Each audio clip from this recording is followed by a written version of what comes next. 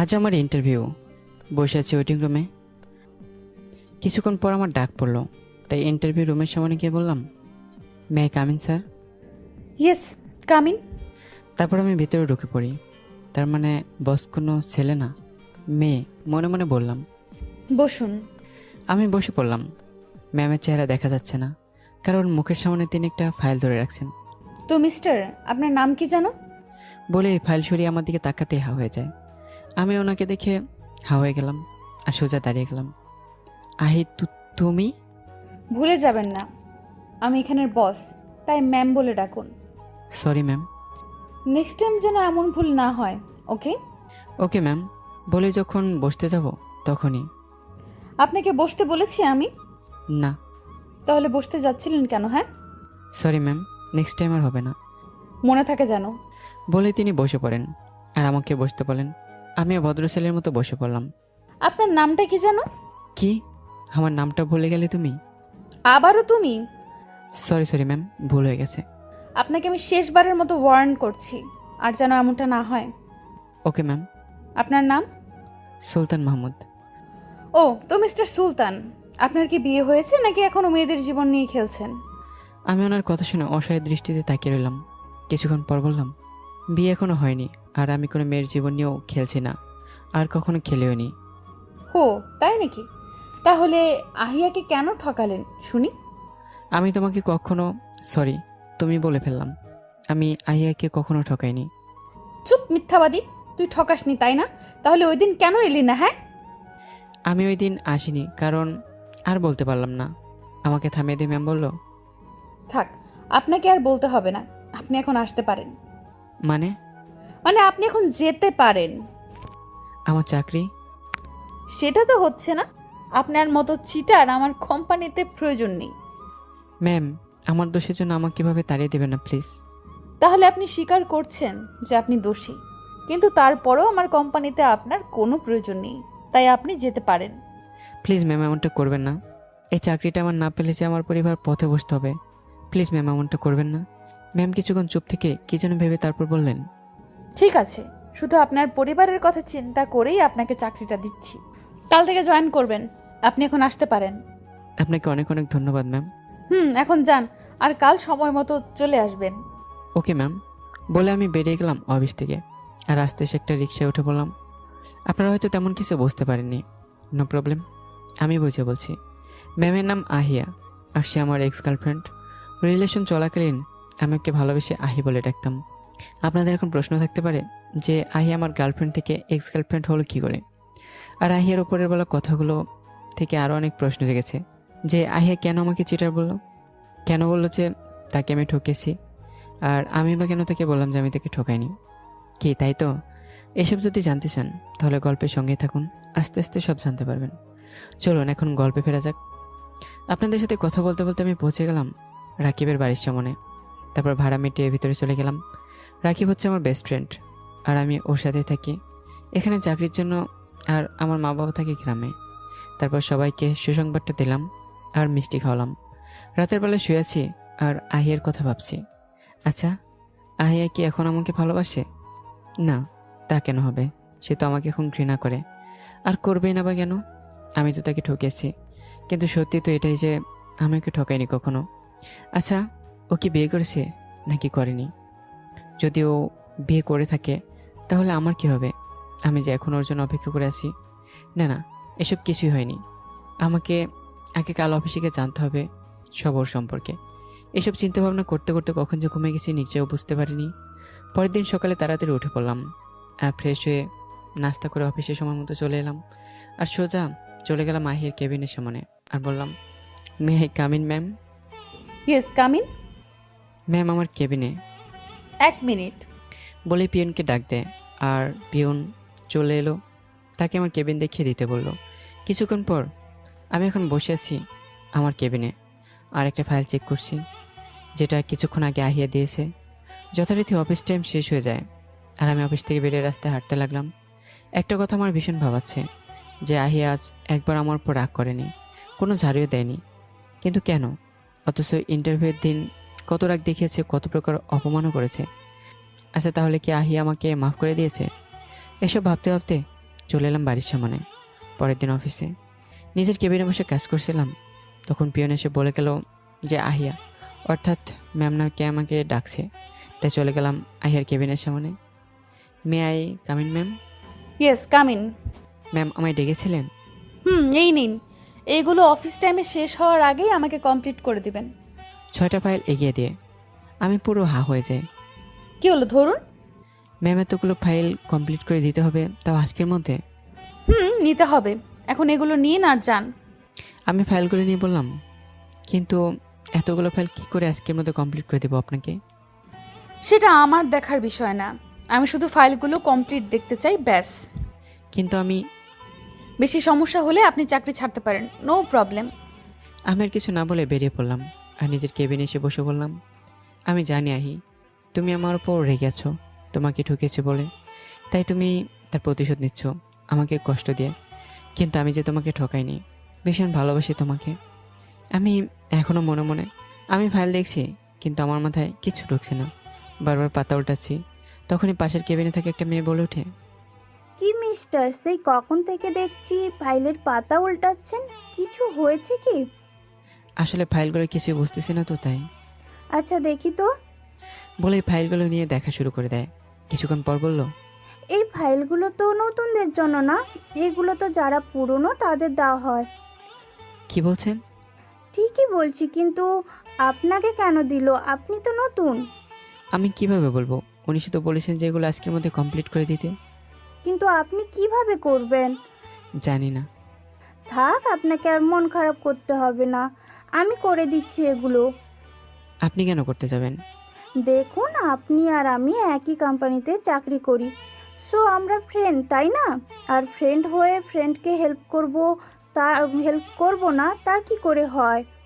কিন্তু ম্যাম জানতে পারলে তখন? জানতে পারবে না। এই নিন, আমারগুলো করে দিন আর আমি আপনারগুলো করে দিচ্ছি। তারপর আর কি, আমি মেয়েটির কাজ করছি আর মেয়েটি আমার। অফিস টাইম শেষ হওয়ার আগে মেয়েটি বলল, এই নিন আপনার ফাইল। আমি ফাইলগুলো নিয়ে দেখতে লাগলাম। কিছুক্ষণ পর বললাম, আপনাকে যে কী বলে ধন্যবাদ দেব বুঝতে পারছি না। থাক, ধন্যবাদ দিতে হবে না, বন্ধুর হেল্প করতে পেরেছি, এতেই খুশি আমি। সে কখন বন্ধু বানিয়ে ফেলেন আমায়, কিন্তু বন্ধুর সাথে পরিচয় হলেন না এখন পর্যন্ত। তা আপনার নামটা কী বলবেন বান্ধবী? আমার সাথে সাথে মেয়েটি হেসে উঠল। তারপর বলল, আমি জান্নাত, আর আপনি? আমি সুলতান। ঠিক আছে, এখন যান আর ফাইলগুলো দিয়ে আসুন।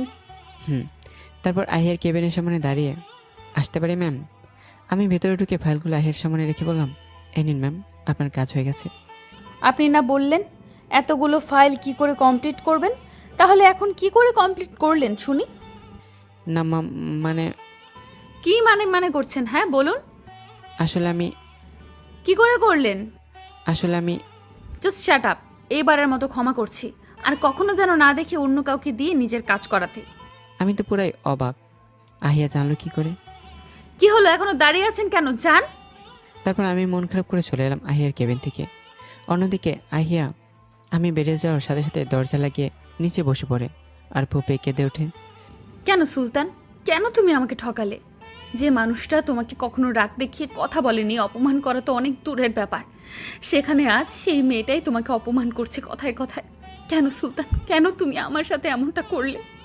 আমি তো তোমার বাধ্য ছিলাম, সবসময় তোমার কথা শুনতাম, তুমি যা বলতে তাই করতাম। এমনকি আমি যখন অভিমান করতাম, তুমি তখন আমার অভিমান না ভাঙিয়ে উল্টো আমার উপরেই রাগ করে বসতে। তখন আমাকেই তোমার রাগ ভাঙাতে হতো কত কিছু করে। তাহলে কেন এত ভালোবাসার পরেও তুমি আমাকে ঠকালে? কেন সুলতান, কেন? অন্যদিকে আমি অফিস থেকে বেরিয়ে পড়ে আরেকটা রিক্সা উঠে পড়ি। পরের দিন অফিসে আমি কেবিনে বসতে পিয়ন এসে বলে গেল আহিয়া নাকি আমাকে ডাকছে। তাই আর বসে না থেকে উঠে চলে গেলাম আহিয়ার কেবিনের সামনে আর বললাম, may I coming ma'am? Yes, come in. আমায় ডেকেছিলেন ম্যাম? দেখেছি। বলুন কেন ডেকেছেন? আবার বলছিস কেন, তাই না? এই, এটা কি তোর বাপের অফিস নাকি যে নিজের মন মতো আসবি এখানে? না মানে ম্যাম আসলে। চুপ, আর একটা কথা বলবি না। এই নে, এই ফাইলটা তাড়াতাড়ি কমপ্লিট করে আমাকে এনে দিবি। যা এখান থেকে। একটা ফাইল ধরিয়ে দিয়ে আমি ফাইল হাতে নিয়ে চলে এলাম নিজের ডেস্কে আর চেক করতে লাগলাম। আসলে আজ আসতে 10 মিনিট লেট হয়েছে, তাই আসতে না আসতে এতগুলো কথা শুনতে হলো আমায়। হঠাৎ কে বলে ওঠে, কেমন আছেন সুলতান সাহেব? আমি তাকিয়ে দেখলাম জান্নাত। আমি তার দিকে তাকিয়ে বললাম, আলহামদুলিল্লাহ ভালো আছি, আপনি কেমন আছেন? আলহামদুলিল্লাহ, আমিও ভালো আছি। আচ্ছা, আপনি কি আর কিছু বলবেন? কেন, কি হয়েছে? না মানে আমার কাজ আছে। ও, আপনি ভুল বুঝবেন না আমায়। আসলে আজ লেট করে আসায় অনেক জারি শুনতে হয়েছে, আর এই ফাইলটা দিয়ে বললো যেন তাড়াতাড়ি চেক করে ওনাকে দিই। বুঝতে পেরেছি, কিন্তু ম্যাম তো আমরা 30 মিনিটও লেট করলে তেমন কিছু বলে না। আর আপনি তো মাত্র 10 মিনিট লেট করার জন্য এত বকাবকি করলো আপনাকে। হুম, কিন্তু কেন? সেটা কি করে বলবো? আচ্ছা, আপনি তাহলে কাজ করুন, আর কোনো সমস্যা হলে বলবেন কিন্তু, ঠিক আছে? হুম, ঠিক আছে। তারপর কাজে মনোযোগ দিলাম। 2 ঘন্টা পর আহের কেবিনের সামনে গেলাম ফাইলটা নিয়ে। ম্যাম, আসতে পারি? আসুন। আমি ভেতরে গিয়ে ম্যামের সামনে ফাইলটা দিয়ে বললাম, ম্যাম ফাইলটা কমপ্লিট হয়ে গেছে। আহে কিছু না বলে চেক করতে লাগলো। কিছুক্ষণ পর হঠাৎ ফাইলটা ছুঁড়ে মারলো আমার গায়ে আর বলল, এগুলো কি করেছিস তুই? হ্যাঁ, একটা না দুইটা না, এতগুলো ভুল কেউ করে? আমি ফাইলটা উঠে হাতে নিলাম আর বললাম, সরি ম্যাম, আমি এখনই ঠিক করে আনছি এটা। যা দূর হ আমার চোখের সামনে থেকে। কাজের সময় মেয়েদের সাথে কথা বললে তো ভুল হবেই। আমার আর বুঝতে বাকি নেই যে আহিয়া জান্নাতের সাথে কথা বলতে দেখেছে আমায়। তাই আমি আর কিছু না বলে নিজের ডেস্কে এসে বসে পড়লাম আর ফাইলটা চেক করতে লাগলাম। দুপুরে লাঞ্চের সময় জান্নাত এসে বলল, কি মিস্টার, লাঞ্চ করবেন না? করব। তাহলে চলেন একসাথে লাঞ্চ করি। লাঞ্চের সময় কি হয়েছে নাকি যে এখন যাবো লাঞ্চ করতে? আপনি দেখছি কাজে এতই মগ্ন যে খেয়ালই করেনি সেই কখন লাঞ্চের সময় হয়ে গেছে। কি? আমি ফোনে তাকিয়ে দেখলাম লাঞ্চের সময় অনেক আগে হয়ে গেছে। সরি, আসলে খেয়াল করিনি। তো এখন কি আমরা যেতে পারি? কোথায় যাব? কোথায় আবার? ক্যান্টিনে। ও, চলুন। তারপর আমরা দুজনে ক্যান্টিনে যাই। কিছুক্ষণ পর আমরা দুজন ফিরে এসে আবার কাজে মন দিলাম। অফিস ছুটি হলে আমি বেরিয়ে একটা রিক্সা নিয়ে চলে এলাম বাসায়। 7 দিন পর। এই 7 দিনে আহি আমাকে অনেক অপমান করেছে এবং অনেকবার চড়ও মেরেছে বিভিন্ন বাহানায়। অফিসে বসে বসে কাজ করছি, তখনই পিয়ন এসে বলল, বাবা সুলতান, তোমাকে ম্যাম ডাকছেন। জি আচ্ছা, আপনি যান, আমি এক্ষুনি যাচ্ছি ম্যামের কাছে। পিয়ন চাচা চলে গেল। আমি আর কি করব, উঠে চলে গেলাম মাহির কেবিনের সামনে আর বললাম, ম্যাম আসতে পারি? আসুন। আমি ভিতরে গিয়ে বললাম, ম্যাম আমায় ডেকেছেন? ডেকেছি, আসলে আপনাকে আমার সাথে একটা জায়গায় যেতে হবে। কোথায় ম্যাম? সেটা গেলেই বুঝতে পারবেন। আচ্ছা ঠিক আছে। তো ম্যাম এখনই কি যেতে হবে আমাকে আপনার সাথে? না, এখন না, লাঞ্চের সময়। ওকে ম্যাম, এখন কি আমি যেতে পারি? যান, সময় হলে আমি আপনাকে ডেকে নিব। Okay ma'am. আমি চলে আসলাম নিজের ডেস্কে আর ভাবতে লাগলাম আহি আমাকে কোথায় নিয়ে যাবে আর কেন এবার নিয়ে যেতে চাইছে। আর কিছু ভাবলাম না, কাজে মন দিলাম। লাঞ্চের সময় কাজ করছিলাম, তখন আহি এলো। তাকে দেখে বললাম, কিছু বলবেন ম্যাম? আপনাকে না বলেছিলাম লাঞ্চের সময় আপনাকে আমার সাথে যেতে হবে এক জায়গায়? ও, মনে পড়েছে, চলুন ম্যাম। তারপর আমরা দুজনে আহিয়ার গাড়ির কাছে গিয়ে গাড়িতে উঠে পড়লাম। আহিয়া গাড়ি ড্রাইভ করছে আর আমি আর চোখে তাকে দেখছি। কিছুক্ষণ পর গাড়ি একটা বড় রেস্টুরেন্টের সামনে এসে থামলো। আমরা এখানে কেন এলাম ম্যাম? গেলেই বুঝতে পারবেন। তারপর দুজনে রেস্টুরেন্টের ভিতরে ঢুকে একটা টেবিলে বসে পড়লাম। ম্যাম, আপনি কি কারোর জন্য অপেক্ষা করছেন? করছি। কার জন্য ম্যাম? এত কথা বলেন কেন? চুপ থাকতে পারেন না? যার জন্য অপেক্ষা করছি সে এলেই দেখতে পারবেন নিজের চোখে। এখন চুপ থাকুন তো একটু। আমি আর কিছু বললাম না, চুপ করে রইলাম।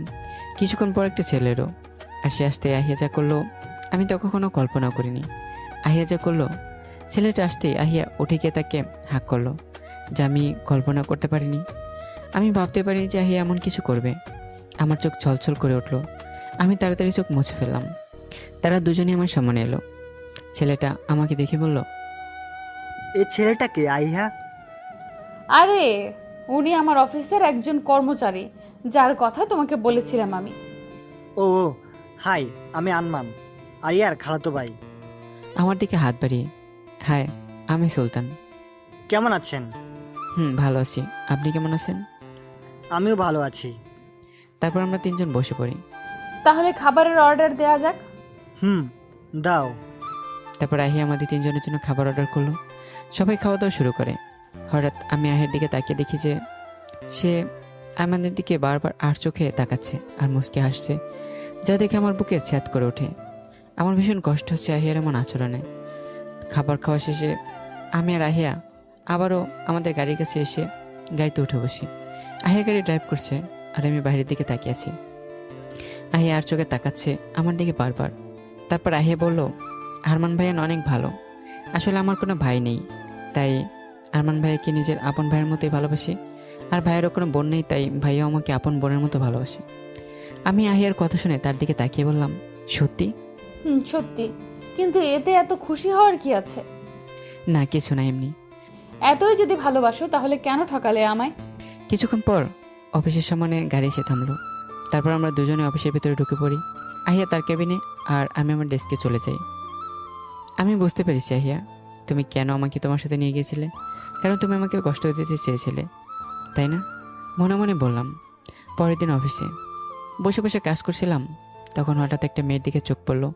কেমন যেন চেনা চেনা লাগলো। মেয়েটি আহিয়ার কেবিনে চলে গেল। আমি সেদিকে না তাকিয়ে নিজের কাছে মন দিলাম। কিছুক্ষণ পর হঠাৎ মেইলি কণ্ঠে কে বলে ওঠে, স্যার। আমি তাকিয়ে দেখলাম সেই মেয়েটা, যাকে আমার চেনা চেনা লাগছিল। মেয়েটি আমায় দেখে বলে ওঠে, আরে ভাইয়া, আপনি এখানে? আপনি কি আমায় চেনেন? ভাইয়া, আপনি আমায় চিনতে পারছেন না? যাকে আপনি একবার বাঁচিয়েছিলেন? আরে তুমি, আসলে তোমাকে চেনা চেনা লাগছিল কিন্তু চিনতে পারছিলাম না। যাক, চিনতে পারলেন তাহলে। তো তুমি কেমন আছো আর এখানে বা কি করছো? আমি আলহামদুলিল্লাহ ভালো আছি। আর আমি এখানে আজ নতুন জয়েন করেছি মাত্র। ও, তো আপনি কেমন আছেন ভাইয়া? আলহামদুলিল্লাহ আমি ভালো আছি। তো এখানে কেন? আমাকে দেখে কথা বলতে নাকি অন্য কোনো কারণে? আসলে আমি এসেছিলাম হেল্প নিতে, আর এসে আপনাকেই পেয়ে গেলাম। আপনি যদি আমাকে সেদিন না বাঁচাতেন তাহলে হয়তো আমি সেদিন মরেই যেতাম। আরে এসব কথা এখন বাদ দাও, আর বলো কি হেল্প চাই তোমার? আসলে ভাইয়া, এই ফাইলের কাজটা বুঝতে পারছি না আমি। এই ব্যাপার, ঠিক আছে, আমি এক্ষুনি বুঝিয়ে দিচ্ছি। থ্যাংক ইউ ভাইয়া। থাক, আপনাকে আর থ্যাঙ্কস বলতে হবে না। ম্যাডাম, আপনি এখানে আসুন, আমি বুঝিয়ে দিচ্ছি কাজটা। তারপর আমি আফসানাকে কাজ বুঝিয়ে দিতে লাগলাম। কাজ বোঝানো শেষে আফসানা বলল, আপনাকে অনেক ধন্যবাদ ভাইয়া। ধন্যবাদই তো হবে না, এখন যাও। আর যদি কোনো প্রবলেম হয় তাহলে নির্দ্বিধায় আমাকে বলবে, কেমন? ভাইয়া। তারপর আফসানা চলে গেল। আমি কাজে মন দিলাম। হঠাৎ পিয়ন এসে বলে গেল যে আহিয়া নাকি আমাকে ডাকছে। তার কেবিনের সামনে না গিয়ে অনুমতি নিয়ে ভিতরে ঢুকে পড়লাম। ম্যাম, আমায় ডেকেছেন? এটা কি আপনার বাবার অফিস নাকি যে যা ইচ্ছা তাই করবেন? কিন্তু ম্যাম, আমি কি করেছি? তুই জানিস না তুই কি করেছিস, নাকি জেনেও না জানার ভান করছিস? রেগে তুই তুকারি করে বলল, না মানে ম্যাম। তারপর আহিয়া যা করলো তা আমি কখনো ভাবিনি। কারণ আহিয়া হঠাৎ ঠাস করে আমার গালে একটা শব্দ হলো, অর্থাৎ আমার গালে একটা চর মারে আহিয়া। আমি অবাক হয়ে তাকিয়ে থাকি আহিয়ার দিকে। গালে হাত দিয়ে আমার চোখ দিয়ে আপনা আপনি এক ফোঁটা পানি গড়িয়ে পড়ল। এটা কি কথা বলার জায়গা যে তুই মেয়েদের সাথে কথা বলছিস?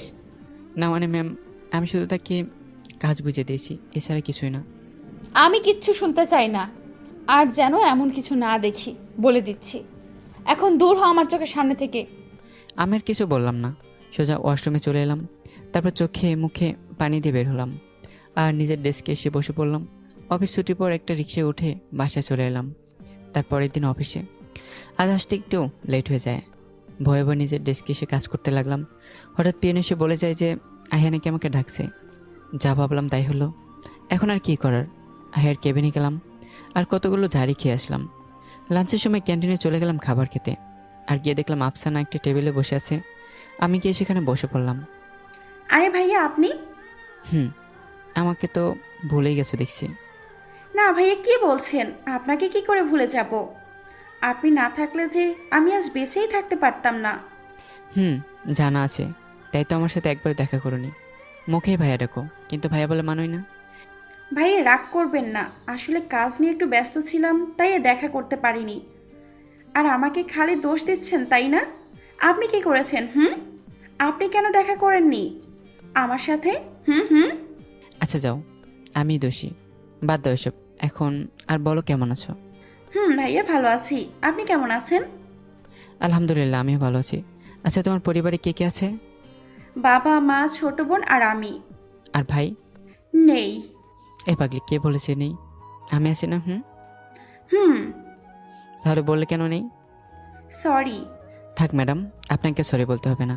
এখন খাবারের অর্ডার দাও তো, অনেক খিদে পেয়েছে। ভাইয়া এক্ষুনি দিচ্ছি। তারপর খাবার অর্ডার দেওয়া হলো। কিছুক্ষণের মধ্যে খাবার চলে আসে আর আমরা খাওয়া দাওয়া শুরু করি। খাবার খাওয়ার পালা শেষে আমরা দুজন যার যার ডেস্কে গিয়ে কাজে মন দিই। 1 মাস পর অফিসে আমি আমার ডেস্কে বসে কাজ করছিলাম, তখন মেলি কণ্ঠে কে বলে উঠলো, কেমন আছেন ভাইয়া? আমি পিছনে তাকিয়ে বললাম, আলহামদুলিল্লাহ ভালো আছি। আর আমার আপুটা কেমন আছে? ভাইয়া আপনি কি করে বুঝলেন যে আমি বলেছি কথাটা, তাও না দেখে? আর আমি তো গলা পাল্টে কথা বলেছি, তারপরেও কি করে বুঝলেন যে আমি? কারণ আমাকে ভাইয়া বলে একজনই ডাকে, আর সেটা হলো আমার আপুটা। তার দিকে তাকিয়ে বললাম, ও তাই তো বলি, কি করে চিনলেন? ঠিক আছে, এবার নেক্সট টাইম আপনাকে আর ভাইয়া বলে ডাকবো না।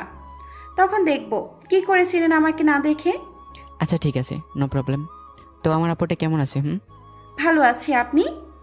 আলহামদুলিল্লাহ আমি ভালো আছি। তো হঠাৎ কি মনে করে আসা হলো শুনি? ধুর, আপনার সাথে আর কথাই বলবো না। দেখা না করলে বলেন দেখা করি না কেন, ভুলে গেছি নাকি এই সেই। আর এখন দেখা করতে এসেছি তাই বলছেন কি মনে করে এলাম, তাই না? ঠিক আছে, আর দেখা করতে আসবোই না। কথাগুলো বলেই আমার আপুটা চলে যেতে নিলে আমি বললাম, আরে রে, রাগ করো না, হঠাৎ আজ দেখা করতে এলে তো তাই বললাম আর কি। আচ্ছা লক্ষ্মী আপু, মাফ করে দাও, ভুল হয়ে গেছে। ঠিক আছে, যান, মাফ করে দিচ্ছি। আচ্ছা ভাইয়া, এখন আমি যাই, পরে কথা বলবো নি, ঠিক আছে? ঠিক আছে যাও। তারপর আফসানা চলে যেতে নিলে হঠাৎ আহ করে উঠলো, কি কি হয়েছে তোমার আপু? এমন চিৎকার করলে কেন? ভাইয়া আমার চোখে কিছু একটা পড়েছে, চোখ মেলতে পারছি না। আমি উঠে তার কাছে গিয়ে বললাম, দেখি আপু, আমায় দেখাও। আমি তার চোখে ফুঁদে দিচ্ছিলাম, তখন কেউ গর্জে উঠল, কি হচ্ছে এখানে? হঠাৎ কেউ এত জোরে চিৎকার করলো যে অফিসের সব স্টাফ চলে আসছে এখানে। আমি আর আফসানা হঠাৎ এমন কিছু হতে ভয় পেয়ে গেলাম আর পিছনে তাকিয়ে অবাক হয়ে যাই, কারণ আহিয়া আমাদের পিছনে দাঁড়িয়ে আছে। তার মানে আহিয়া এত জোরে চিৎকার করেছে। আমরা দুজনে কিছু বললাম না। এতক্ষণে সবাই চলে আসে এখানে। কি হয়েছে ম্যাম, এভাবে চিৎকার করলেন কেন? কি করছিস তুই একটু আগে? আমি আবার কি করব ম্যাম? তুই জানিস না তুই কি করছিলি? ম্যাম আমি বুঝতে পারছি না আপনি কিসের কথা বলছেন। তারপর আহিয়া যা করলো আমি কখনো কল্পনাও করিনি যে আহিয়া এমন কিছু করবে। আহিয়া যা করলো, আহিয়া এসে সোজা এসে আমার গালে ঠাস ঠাস করে 4টা চড় মারলো। আমি তার দিকে অবাক চোখে তাকিয়ে আছি। আমার চোখ দিয়ে আপনা আপনি পানি পড়ছে। এটা কি প্রেম করার জায়গা যে তুই প্রেম করছিস? আমি আরও অবাক হলাম। কিরে, কথা বলছিস না কেন? ম্যাম আপনি কি বলছেন? আর ওনাকে মারলেনি বা কেন? আহিয়া এবার যা করলো এতে আমার মাথাটাই খারাপ হয়ে গেল। আহিয়া আফসানার কোনো কথার উত্তর না দিয়ে সোজা তার গালে 2টা চট বসিয়ে দিল। আফসানার গালে হাত দিয়ে অবাক হয়ে তার দিকে তাকিয়ে আছে। তার চোখে পানি টলমল করছে। তোকে আমি ভালো মনে করে চাকরি দিয়েছিলাম, তোর শিক্ষিত যোগ্যতা তেমন না থাকার পরেও, আর তুই কিনা মাত্র কয়েকদিন হলো জয়েন করলি, আর এই লুচ্চা ছেলেদের সাথে এখানে প্রেম করা শুরু করে দিলি? ছি, তুই আর কোনো ছেলে পেলি না যে এই লুচ্চাটার সাথে প্রেম করছিস? আর করবে নাই বা কেন? তোর নিজেরই তো চরিত্র ঠিক নেই। আফসানা আহিয়ার কথা এবার কেঁদে দেয়। আমি আর সহ্য করতে না পেরে তাই আহিয়ার কাছে গিয়ে ঠাস ঠাস করে 4টা চড় মারলাম। অফিসের সবাই পুরো অবাক হয়ে যায়। আহিয়া আমার দিকে তাকিয়ে আছে অবাক চোখে। আমি বলতে শুরু করলাম, চুপ, আর একটা কথা বলবি না তুই। ছি, তোর চিন্তাধারণা এত নিচু যে তুই আমাকে আর আমার বোনকে নিয়ে এত নোংরা কথা বলতে তোর একটু বিবেকে বাঁধলো না? বোন মানে? হ্যাঁ বোন, আফসানা আমার বোন। আফসানা আমার আপন বোন না হলেও আপনের থেকেও কোনো অংশ কম না। আরে ওর চোখে কিছু পড়েছিল, ও চোখ মেলতে পারছিল না, তাই আমি শুধু ওর চোখেই ফু দিছিলাম, ব্যাস, এছাড়া আর কিছুই না। এখন আমি কি ভাই হয়ে নিজের বোনের ময়লা দূর করার জন্য ফু দিতে পারবো না? কি হলো, চুপ করে আছিস কেন, কথা বল। তখন হঠাৎ একজন বলে ওঠে, হ্যাঁ সুলতান সাহেব ঠিকই বলছেন। আমি নিজের চোখে দেখেছি যে উনি আফসানার চোখে ফু দিচ্ছিলেন ময়লা পরায়।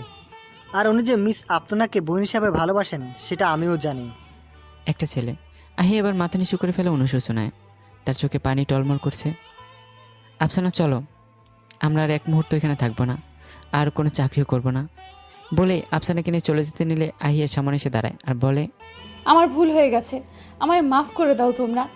আমি তোমাদের ওভাবে দেখে ভুল বুঝেছি। প্লিজ আমায় মাফ করে দাও আফসানা। হুম, ঠিক বলেছিস, তুই ভুলে বুঝেছিস আমাদের। আচ্ছা বলতে পারিস আর কতবার ভুল বুঝবি তুই আমায়? মানে? মানে একবার ভুল বুঝে আমাকে কতদিন ধরে কষ্ট দিয়ে আসছিস। যখন থেকে অফিসে জয়েন করেছি, কথায় কথায় চর থাপ্পড় ঝাড়ি অপমান সব করতে, শুধু একটু ভুল হলে আর ভুল না হলেও অন্য বাহানে ঠিকই অপমান করতে আমায়। কিন্তু আমি সব মুখ বুঝে সহ্য করতাম। কেন জানিস? কারণ তোকে ভালোবাসি বলে। আর বলতে পারলাম না। তার আগে আহিয়া বলল, ভালোবাসো তাই না? যদি এতই ভালোবাসো তাহলে কেন ঠকালে আমায়? শুধু বলেই গেলি যে ঠকালাম তোকে, কিন্তু একবার শুনতে চাইলি না যে কেন ঠকালাম তোকে। একবার এটা ভাবলি না যে কেন আমি তোকে ঠকেছি। একটা মানুষ যদি কাউকে ঠকায় তাহলে নিশ্চয়ই তার পিছনে একটা কারণ থাকে, যা তুই কখনো জানতে চাসনি। আহিয়ার টনক নড়ে উঠল, কারণ সে সত্যিই কিছু জানার চেষ্টাই করেনি কখনো। তাহলে বলো কি কারণ যার জন্য তুমি আমায় ঠকিয়েছো? সেটা আর তুই কখনো জানতে পারবি না। আমি চেয়েছিলাম তুই শাস্তি দিতে দিতে একসময় যখন হাঁপে যাবি কিংবা আমায় মাফ করে দিবি, তখন তোকে সত্যিটা বলে দেব আর তোকে আপন করে নেব। কারণ আমি জানি তুই সত্যি জানলে আমার উপর রেগে থাকার বদলে নিজেই নিজের কাছে অপরাধী হয়ে যাবি। আহিয়া অবাক হয়ে যায় এই জন্য যে কি এমন সত্যি যা জানলে সে নিজের কাছে নিজে অপরাধী হয়ে যাবে। সেটা আর কখনোই জানতে পারবি না, কারণ তোকে আর আমার চাই না, তাই তোকে কিছু বলারও প্রয়োজন মনে করি না। বলে আফসানাকে নিয়ে বের হয়ে গেলাম অফিস থেকে। আর আফসানাকে একটা রিক্সায় তুলে দিয়ে বললাম, তোকে আর এই অফিসে চাকরি করতে হবে না। আমি খুব শীঘ্রই তোর জন্য একটা চাকরির ব্যবস্থা করে দেবো। তুই এখন বাসায় যা, আর একদম মন খারাপ করবি না। ঠিক আছে ভাইয়া। আমি রাস্তায় মন খারাপ করে হাঁটতে লাগলাম। তখন আমার ফোনে একটা কল আসছে। আমি ফোনটা রিসিভ করি। ফোনের কথাবার্তা, আসসালামু আলাইকুম আঙ্কেল। ওয়ালাইকুম আসসালাম। কেমন আছেন আঙ্কেল? আর দাদু কেমন আছেন? আমি ভালো আছি, কিন্তু কিন্তু কি আঙ্কেল, আর আপনার গলাটা এমন লাগছে কেন? তারপর আঙ্কেল যা বললো তা শুনে আমার দুনিয়ায় ঘুরে গেল। কারণ আঙ্কেল বলল, বাবা সুলতান, তোমার দাদু এখন হসপিটালে ভর্তি আছেন। তিনি তোমাকে শেষবারের মতো দেখতে চান। কি কি হয়েছে দাদুর? উনি হঠাৎ অসুস্থ হয়ে পড়েন, তারপর হসপিটালে নিয়ে আসি। ডাক্তার বললো ওনার সময় শেষ। আপনারা এখন কোন হাসপাতালে আছেন বলুন, আমি এক্ষুনি আসছি। আমরা এখন রংপুর মেডিকেল হসপিটালে আছি। এক্ষুনি আসছি আমি। ফোন কেটে দিয়ে তাড়াতাড়ি একটা রিক্সা নিয়ে চলে এলাম হাসপাতালে। আধ ঘন্টার মধ্যে আমি ভেতরে যেয়ে দেখতে পেলাম আঙ্কেল দাঁড়িয়ে আছে। তাই তার কাছে গিয়ে বললাম, আঙ্কেল দাদু কোথায়? আমি ওনার কাছে যাব। বলতে বলতে চোখ দিয়ে দুপোটা পানি গড়িয়ে পড়লো। তুমি কেঁদো না, নিজেকে শক্ত করো আর আমার সাথে চলো। তারপর আঙ্কেলের সাথে চলে এলাম কেবিনের সামনে। উনি ভিতরে আছেন, তুমি যাও, আমি বাইরে আছি। আমি আস্তে আস্তে ঢুকে দেখলাম দাদু শুয়ে আছে আর তার মুখে মাস্ক লাগানো। দাদু দাদু চোখ খুলে আমার দিকে তাকালো। তারপর মুখের মাস্কটা খুলে বলল, এদিকে আয় দাদু ভাই। আমি আস্তে আস্তে দাদুর পাশে বসলাম। এই বড়, তুমি বলেছ আমাকে এত সহজে ছেড়ে যাবে না, আমাকে অনেকবার জ্বালাবে, তাহলে কেন আমাকে ছেড়ে যেতে চাইছো? কি করব বল দাদু ভাই, তোকে ভীষণ ভালোবাসি তো, তাই তোকে আর জ্বালাতে চাই না বলে চলে যাচ্ছি। না, তুমি কোথাও যাবে না, তোমার যত ইচ্ছে জ্বালাও আমায়, কিন্তু আমাকে ছেড়ে কোথাও যাবে না। এই দাদু ভাই কাঁদছিস কেন? আর কে বলেছে যে আমি তোকে ছেড়ে চলে যাচ্ছি? তুমি নিজেই তো বললে একটু আগে। আরে মজা করছিলাম। আমি কি আমার একমাত্র দাদু ভাইকে ছেড়ে কোথাও যেতে পারি? আমি তো আমার দাদু ভাইকে ছাড়া থাকতেই পারবো না, তাহলে যাব কি করে? তুমি কোথাও যাবে না আমাকে ছেড়ে, তুমি এখানেই থাকবে। দাদু চুপ করে আছে। কি হলো, তুমি কথা বলছো না কেন? তাও দাদুর কোনো রেসপন্স নেই। কি হলো, কথা বলছো না কেন দাদু? বলে ধাক্কা দিতেই আমার আর বুঝতে বাকি নেই যে দাদু আর বেঁচে নেই। আমি দাদুকে জড়িয়ে ধরে কাঁদতে লাগলাম, আর আমাকে সান্ত্বনা দেওয়ার চেষ্টা করছে আঙ্কেল। দাদুর অন্তিম কাজ শেষ করে আমি আমার দাদুর বাড়িতে চলে এলাম। আমি মন খারাপ করে বসে আছি সোফায়, একদম নিশ্চুপ হয়ে।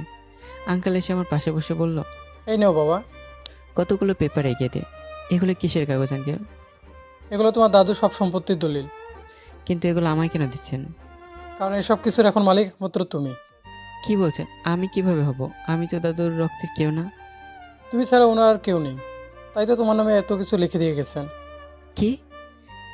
তোমার দাদু সব কিছু তোমার নামে লিখে গেছেন, যেন ওনার মৃত্যুর পরে তুমি সম্পত্তি পাও। আঙ্কেল আমি পেপারগুলো দিয়ে নিজের খেয়াল রাখতে পারে চলে গেল। আপনারা হয়তো কিছুই বুঝতে পারতেছেন না যে কে এই দাদু, নিজের রক্তের না হওয়ার পরেও কেন আমাকে নিজের বিশাল সম্পত্তি দিয়ে গেল, তাই তো? আর আমার সাথে বা কীভাবে পরিচয় হলো? গল্পের সাথে থাকুন, সময় হলে জানতে পারবেন। অন্যদিকে পরের দিন আহিয়া অফিসে এসে আমাকে খুঁজতে লাগলো, কিন্তু আমাকে পেল না। তারপর আফসানাকেও খুঁজতে গেল, কিন্তু পেল না। কি ব্যাপার, আজ এত দেরি হয়ে গেল, কিন্তু তারা দুই ভাই বোনের মধ্যে একজনও এখনো এলো না? তাহলে কি সত্যি সত্যি তারা আর এই অফিসে চাকরি করবে না? না না, এটা হতে পারে না। হঠাৎ আহিয়া কি মনে করে যেন তাড়াতাড়ি অফিস থেকে বেরিয়ে পড়ে আর নিজের গাড়িতে উঠে চালাতে লাগলো। কিছুক্ষণ পর আহিয়া আমার বন্ধু রাকিবের বাড়ির সামনে চলে আসে। সে মেন দরজার কাছে গিয়ে বেল বাজায়। কিছুক্ষণ পর রাকিব এসে দরজা খুলে দেয় আর আহিয়াকে দেখে অবাক হয়ে যায়। আহিয়া বাবি, আপনি? হুম, আমি। কেমন আছেন ভাইয়া? ভালো আছি। তা হঠাৎ কি মনে করে? সুলতান আছে? না, ও তো নেই।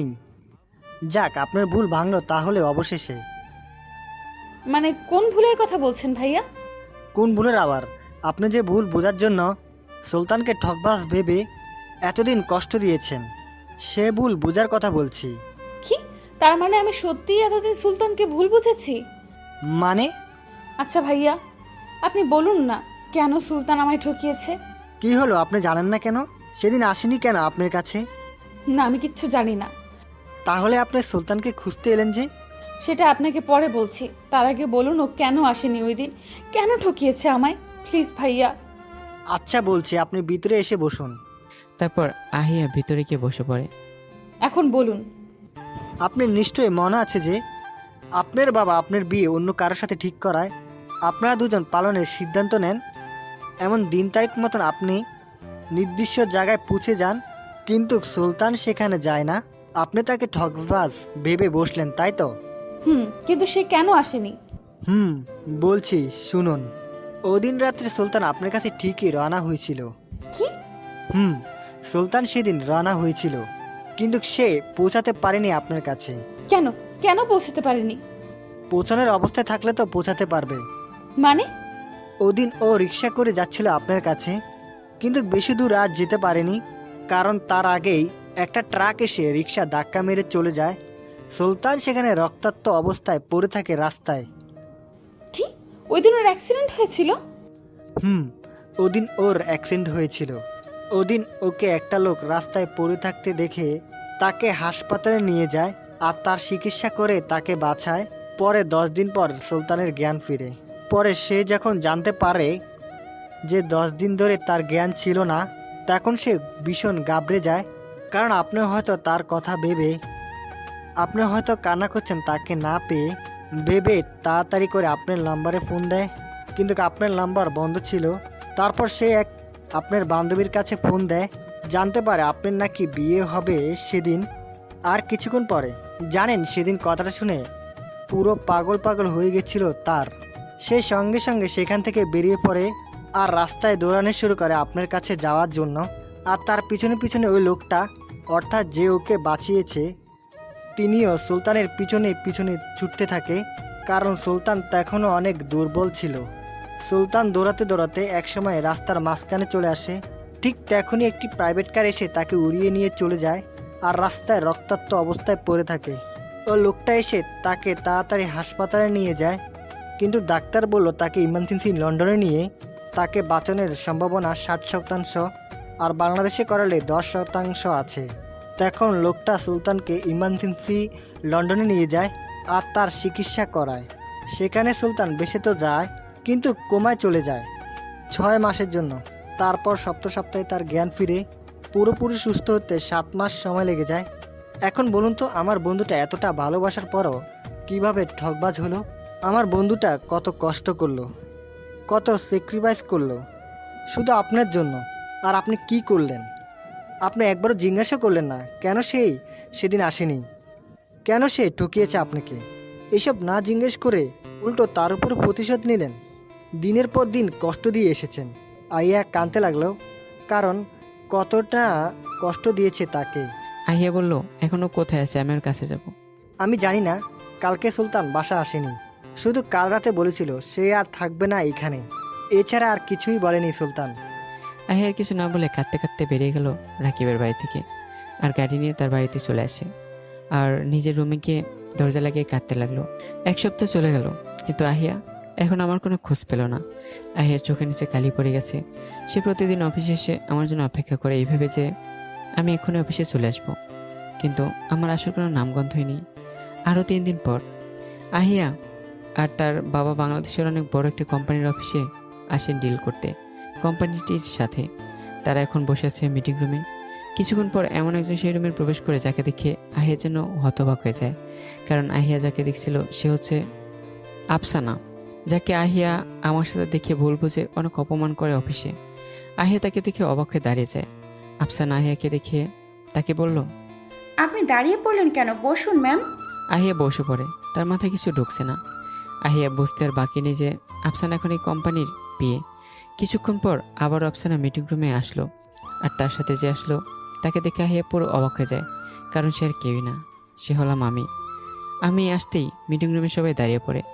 আমি গিয়ে বসের চেয়ারের পাশে দাঁড়িয়ে বললাম, আপনারা হয়তো আমাকে কেউ চেনেন, আবার কেউ চেনেন না, তাই আপনাদের সুবিধার্থে আমার পরিচয় দিচ্ছি। আমি হচ্ছে এই কোম্পানির মালিক ইমরান চৌধুরীর নাতি সুলতান মাহমুদ, আর এই কোম্পানির বর্তমান বস। আহিয়া আমার কথা শুনে যেন আকাশ থেকে পড়ল। সে পুরো হা হয়ে যায়। সে বুঝতে পারছে না যে এটা তার সুলতান নাকি অন্য কেউ, কারণ তার ভালোবাসার মানুষটা একজন গরিব ঘরের ছেলে। আপনারা নিশ্চয়ই জানেন যে দাদু আর নেই। কিছুদিন আগে তিনি ইন্তেকাল করেছেন, আর যাওয়ার আগে তিনি এই সমস্ত সম্পত্তির দায়িত্ব আমায় দিয়ে যান। তাই আমি তার কোম্পানি পরিচালনা করব। আমি জানি না দাদু বেঁচে থাকতে কার কার সাথে কীভাবে বিজনেস ডিল করতেন আর কিভাবে করতেন। তাই এখন আমাকে নিজের মতো করে সব কিছু করতে হবে। আশা করি আপনারা আমায় সাপোর্ট করবেন। জি স্যার, অবশ্যই করব। আমি বসে পড়লাম আর সবাইকে বসতে বললাম। তাহলে মিটিং শুরু করা যাক, কি বলেন সবাই? জি স্যার। এখন তাহলে আপনারা আমাদের প্রোডাক্টগুলোর প্রেজেন্টেশন এক এক করে দেওয়া শুরু করুন। তারপর আর কি সবাই সবার প্রেজেন্টেশন দিতে শুরু করলো এক এক করে। সবার প্রেজেন্টেশন শেষে আমি কয়েকটা কোম্পানির সাথে ডিল ফাইনাল করলাম, যে কোম্পানিগুলোর মধ্যে আহিয়াদের কোম্পানিও ছিল। আমি মিটিং রুম থেকে বেরিয়ে পড়লাম আর সোজা নিজের বাড়িতে চলে এলাম। অন্যদিকে আহিয়া মিটিং রুম থেকে বেরিয়ে আফসানার সামনে এসে দাঁড়ায়। কি হলো ম্যাম? আপনি আমার পথ আটকালেন কেন? তুমি কি এখনো আমার উপরে রেগে আছো আফসানা? না, আমি কেন রেগে থাকবো আপনার উপর? আফসানা বোন আমার, তুমি প্লিজ আমায় মাফ করে দাও। আমি না বুঝে অনেক বড় ভুল করেছি। আমি তোমাকে অনেক খুঁজেছি শুধু তোমার কাছে ক্ষমা চাওয়ার জন্য। আজ তোমায় খুঁজে পেয়েছি, প্লিজ তুমি আমাকে মাফ করে দাও। ম্যাম, আপনি কাঁদবেন না। আমি আপনাকে অনেক আগেই মাফ করে দিয়েছি। আমি আপনার সাথে কাল কথা বলবো। আপনি টিএস এই কফি শপে আসিয়েন। বলে আফসানা চলে যায়। আহিয়াও চলে যায় তার বাড়িতে তার বাবার সাথে। পরের দিন শুক্রবার। আহিয়া সকাল 9:50 কফি শপে চলে আসে আর অপেক্ষা করতে থাকে আফসানার জন্য। কিছুক্ষণ পর আফসানা এসে আহিয়ার সামনে বসলো। কেমন আছেন ম্যাম? আলহামদুলিল্লাহ ভালো আছি। তুমি কেমন আছো? আলহামদুলিল্লাহ, আমিও ভালো আছি। আচ্ছা, তোমার বসই কি তোমার ভাইয়া? কেন ম্যাম, আপনি বুঝি দেখেননি কাল ভাইয়াকে যে এখন আমায় জিজ্ঞেস করছেন সে আমার ভাই কি না? কিন্তু সুলতান তো গরিব ঘরের ছেলে, তাহলে? হয়তো আপনি জানেন যে ভাইয়া গরিব, কিন্তু ভাইয়া আসলে ধনী পরিবারের ছেলে, যেটা আপনি জানতেন না। কিন্তু তা কি করে হয়? আমি নিজে কতবার গেছি তার বাড়িতে। তারা গ্রামে থাকে, তার বাবা একজন হাই স্কুলের প্রিন্সিপাল। তাহলে? তা আমি জানি না। এমনও হতে পারে যে ভাইয়ার পরিবার তার দাদা দাদির সাথে কোনো কারণে থাকতেন না, তাই তারা ধনী হওয়ার পরেও গরিব ছিল। হলেও হতে পারে। এখন এইসব কথা ছাড়ুন।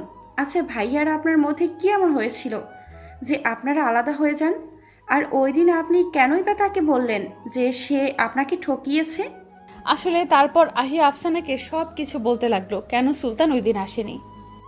সে কিভাবে তাকে ভুল ভেবেছে আর কিভাবে তাকে দিনের পর দিন কষ্ট দিয়েছে সব কিছু বলল।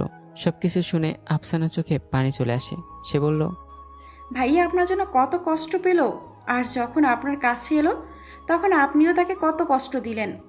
আপনার এমনটা করা উচিত ছিল না। আপনার উচিত ছিল ভাইয়াকে একবার জিজ্ঞেস করা যে কেন সে আপনাকে ঠকিয়েছে, কিন্তু আপনি তা না করে। কিন্তু আমি তা না করে তাকে কত কষ্ট দিয়েছি। জানি না ও কখনো আমায় ক্ষমা করবে কি না। ফুপিয়ে কেঁদে ওঠে।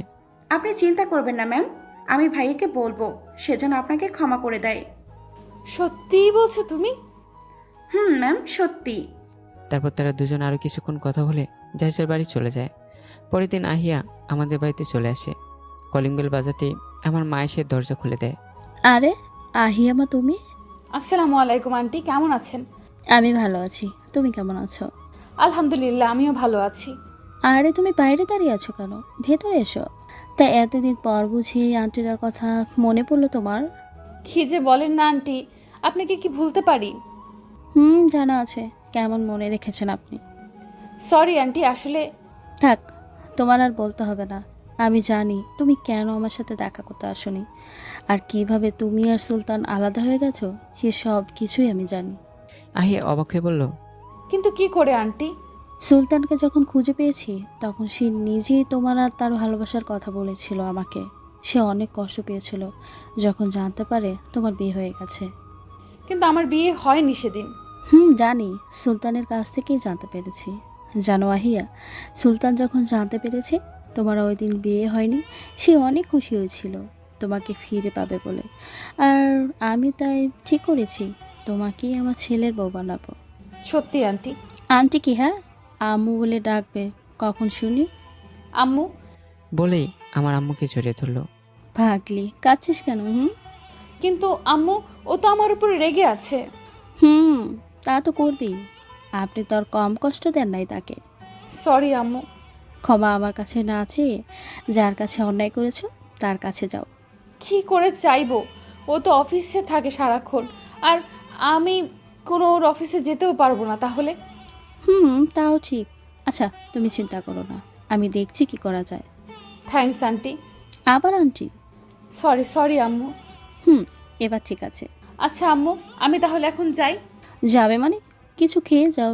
এই প্রথম আবার বাড়িতে এলে আর খালি মুখে চলে যাবে? না আম্মু, অন্য একদিন। এখন আসি। আর তুমি প্লিজ আমাকে একটু হেল্প করিও। তা তো করবই। তারপর আহিয়া সেখান থেকে বেরিয়ে নিজের বাড়িতে চলে আসে গাড়ি নিয়ে, আর নিজের রুমে এসে বসে ভাবতে থাকে কি করে আমার রাগ অভিমান ভাঙাবে। তখনই তার মা এসে তার পাশে বসে। আহিয়া তার মার দিকে তাকিয়ে বলল, আম্মু তুমি? আমি। সুলতানের সাথে দেখা হয়েছে? না আম্মু, ও তো অফিসে, কিন্তু আম্মুর সাথে কথা বলেছি। মানে? ও সরি আম্মু, না আন্টি হবে। আমি আন্টির সাথে কথা বলেছি। ও, কিন্তু হঠাৎ আন্টিকে আম্মু বললি কেন? আসলে উনিই বলেছেন যে না, এখন থেকে ওনাকে আম্মু বলেই ডাকি, কারণ বিয়ের পর তো এমনিতেই ডাকতে হবে, তাই না? তার মানে উনি তোকে মেনে নিয়েছেন? হুম। যাক, ভালোই হলো। আচ্ছা, আমি গেলাম, আমার কাজ আছে। তিনি চলে গেলেন। আর আহিয়া আবারও ভাবতে লাগলো। 2 দিন পর রাতে আহিয়া শুয়ে শুয়ে আমার কথা ভাবছিল। তখন তার ফোনে একটা কল আসে। সে ফোন হাতে নিয়ে দেখে যে তার হবু শাশুড়ি মার ফোন। সে তাড়াতাড়ি করে ফোন রিসিভ করলো। আসসালামু আলাইকুম আম্মু। ওয়ালাইকুম আসসালাম। শোন, তোকে একটা কথা বলার জন্য কল দিয়েছি। বলো আম্মু, কি কথা? সুলতান আগামীকাল বিকেলে লন্ডন যাচ্ছে কয়েক মাসের জন্য অফিসের কাছে। কি কি বলছো তুমি? ঠিকই বলছি। ও যদি এতদিনের জন্য বিদেশে যায়, তাহলে আমি কি করে ওর রাগ ভাঙাবো? তুই যদি লন্ডনে যাস তাহলে তুই খুব সহজেই ওর রাগ অভিমান ভাঙাতে পারবি, কারণ সেখানে তুই ওর সাথে কথা বলার অনেক সময় পাবি। তুমি সত্যি বলছো? সত্যি। কিন্তু আমি কিভাবে যাব? কেন যেতে পারবি না? না মানে, ও তো কাল বিকেলেই লন্ডনের উদ্দেশ্যে রওনা হবে, আর আমাকে যেতে হলে ওর কাগজপত্র আগে রেডি করতে হবে, আর সেইগুলো করতেই তো অনেক দিন লেগে যাবে। সেটা নিয়ে তুই চিন্তা করিস না, আমি তোর শ্বশুরকে বলে একদিনের মধ্যেই তোর সব কাগজপত্র রেডি করছি। সত্যি? সত্যি, কিন্তু তার আগে তোকে তোর বাবা মার কাছে অনুমতি নিতে হবে। তুমি সেটা নিয়ে চিন্তা করো না, আমি সেটা ম্যানেজ করে নেব। আচ্ছা ঠিক আছে, এখন তাহলে রাখি। রাখো, বাই। পরের দিন আহিয়া একদম রেডি হয়ে আমার বাড়িতে চলে আসে। তারপর সেখানে যা হলো। এই নে তোর সব কাগজপত্র। ধন্যবাদ আম্মু, এখন তাহলে আমি আসি। শোন, তোর সেখানে থাকার ব্যবস্থা আমি করে দিয়েছি। সত্যি? সত্যি। সুলতান যে ফ্ল্যাটে থাকবে তার পাশের ফ্ল্যাট তোর থাকার জন্য আমি ঠিক করেছি, তোর আব্বুকে দিয়ে, যাতে তুই সব সময় তার পাশে থাকতে পারিস।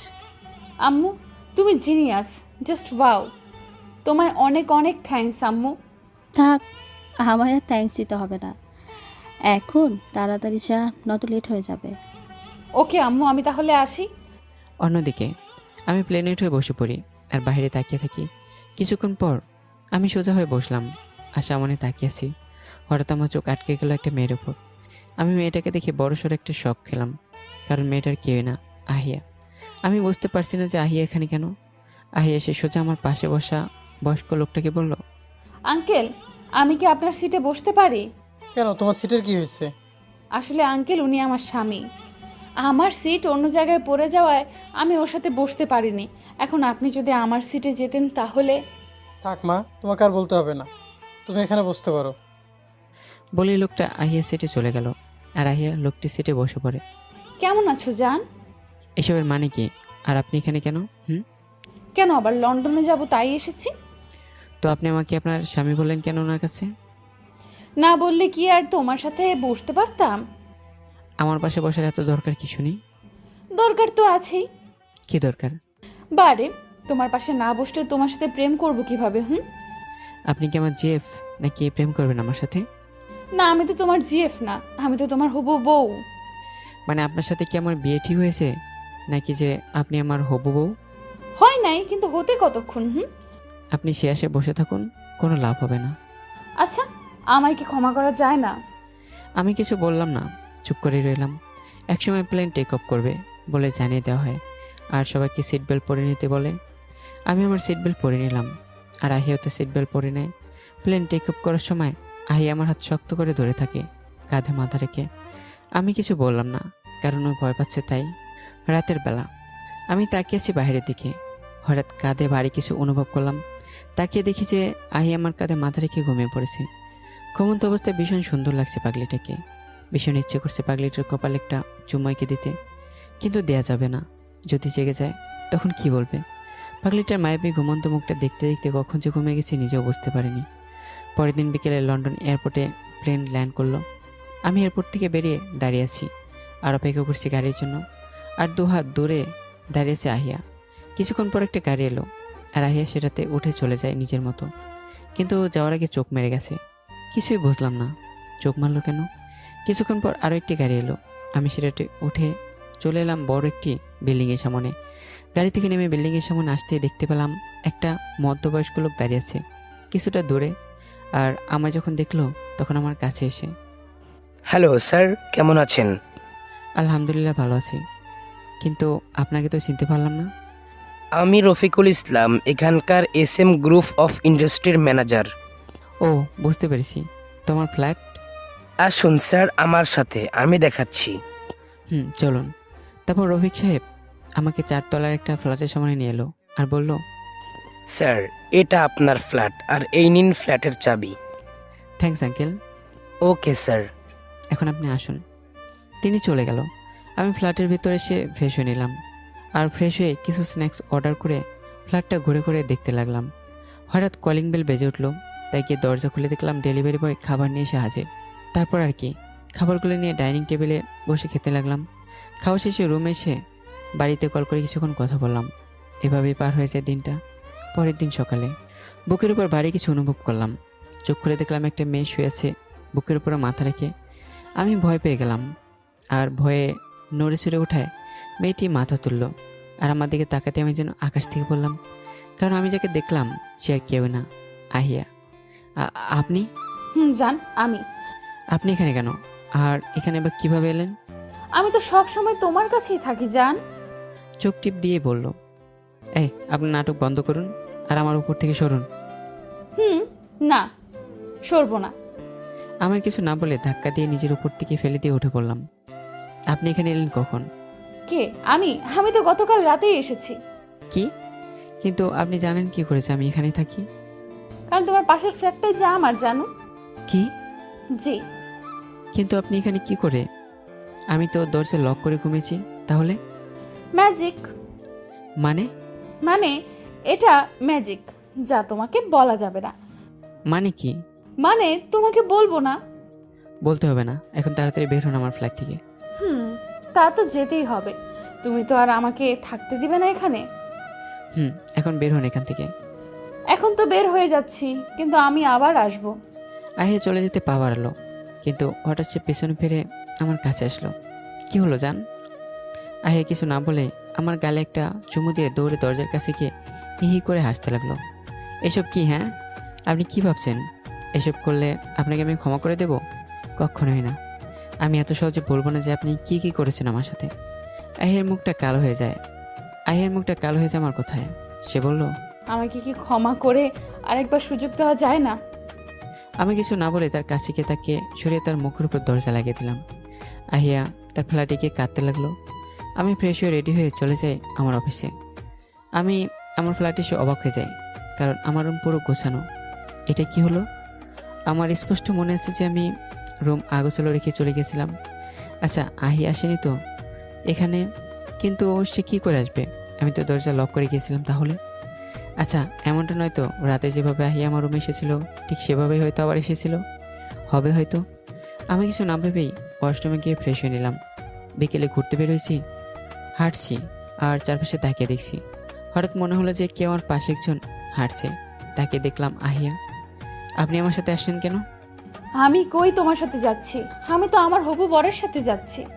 আমি আর কিছু বললাম না, কিন্তু মনে মনে কিছু একটা ভেবে নিলাম। কিছুক্ষণ পর দেখলাম সামনে একটা রেস্টুরেন্ট আছে, তাই সেটার ভিতরে এসে একটা টেবিলে বসে পড়লাম। আমার সাথে সাথে আহিয়া এসে আমার মুখোমুখি বসে পড়ে আর আমার দিকে তাকিয়ে মুচকে হাসছে। দাঁড়াও, তোমার হাসি বের করছি, মনে মনে বললাম। আমি চারপাশে তাকিয়ে দেখলাম যে একটা মেয়ে একা একা বসে কফি খাচ্ছে, কিন্তু তার চেহারা দেখা যাচ্ছে না। কিন্তু মেয়েটাকে পেছন থেকে দেখে মনে হচ্ছে যে সে দেশের নাগরিক। আমি উঠে গিয়ে সেই মেয়েটার টেবিলে বসে পড়লাম। মেয়েটা মাথা তুলে আমার দিকে তাকাতে অবাক হয়ে যায়, সাথে আমি অবাক হয়ে যাই, কারণ এটা অহনা। সুলতান, তুমি আমি। তুমি এখানে কি করে এলে? কেন? সবাই যেভাবে আসে আমি সেভাবে এসেছি, অর্থাৎ প্লেনে করে এসেছি আমি। আমি সেটা বলিনি। আমি বলছি যে তুমি এখানে কেন আর এলেই বা কিভাবে? তোমার তো আর্থিক অবস্থা এতটাও ভালো না যে তুমি এখানে আসতে পারবে। তুমি তো অনেক গরিব ঘরের ছেলে, তাই না? মানুষদের সবসময় একরকম থাকে না, তাই না? তা অবশ্য ঠিক, কিন্তু তুমি এখানে কেন? জব করো নাকি এখানের কোনো কোম্পানিতে? না, আমি কোনো কোম্পানিতে জব করি না। আমি আমার কোম্পানি দেখাশোনা করি। তোমার কোম্পানি মানে? আমার কোম্পানি। আর আমি তো এখানে এসেছি, আমার কোম্পানি একটা সমস্যা হয়েছে তাই দেখতে এসেছি। কি বলছো তুমি? ঠিকই বলছি। মজা করছো তাই না আমার সাথে? আমি কোন দুঃখ মজা করবো তোমার সাথে? তোমার বুঝি বিশ্বাস হচ্ছে না আমার কথা? আচ্ছা, তাহলে বলো তোমার কোম্পানির নাম কি? SM group of industries. কি? এই কোম্পানিটা তোমার? আমার। এই কোম্পানিটা তোমার তাই না? মিথ্যা বলো কেন? এই কোম্পানির মালিক তো ইমরান চৌধুরী। আচ্ছা, তিনি মারা গেছেন তা তুমি কি করে জানো? তারপর অহনা যা বললো। জানবো না কেন? আমি তো সেই কোম্পানিতেই জব করি। কি? তুমি সেই কোম্পানিতে জব করো? করি, কিন্তু এত অবাক হচ্ছ কেন? নাকি তোমার মিথ্যা ধরা পড়ে গেল বলে? তুমি তো আজ অফিসে যাওনি, তাই না? অহনা হা করে আমার দিকে তাকিয়ে রইল। কি হলো, হা করে তাকিয়েছো কেন? তো তুমি কি করে জানলে? কারণ আজ আমি অফিসে গিয়ে তোমায় পাইনি। কি? তুমি অফিসে গিয়েছিলে? যাবো না কেন? আমারই তো অফিস। তার মানে তুমি সত্যি বলছো? তোমার যদি এখনো বিশ্বাস না হয়, আমি তাহলে তোমায় এক্ষুনি বরখাস্ত করে দিচ্ছি ম্যানেজারকে বলে, তারপর না হয় বিশ্বাস করো। এই না না, প্লিজ এমনটা করো না। আমার বিশ্বাস হয়ে গেছে, কিন্তু তুমি এই কোম্পানির মালিক কি করে হলে? কারণ আমি ইমরান চৌধুরীর নাতি সুলতান মাহমুদ চৌধুরী। তুমি ওনার নাতি হলে গরিবের মতো চলাফেরা করতে কেন? ওটা সিক্রেট, বলা যাবে না।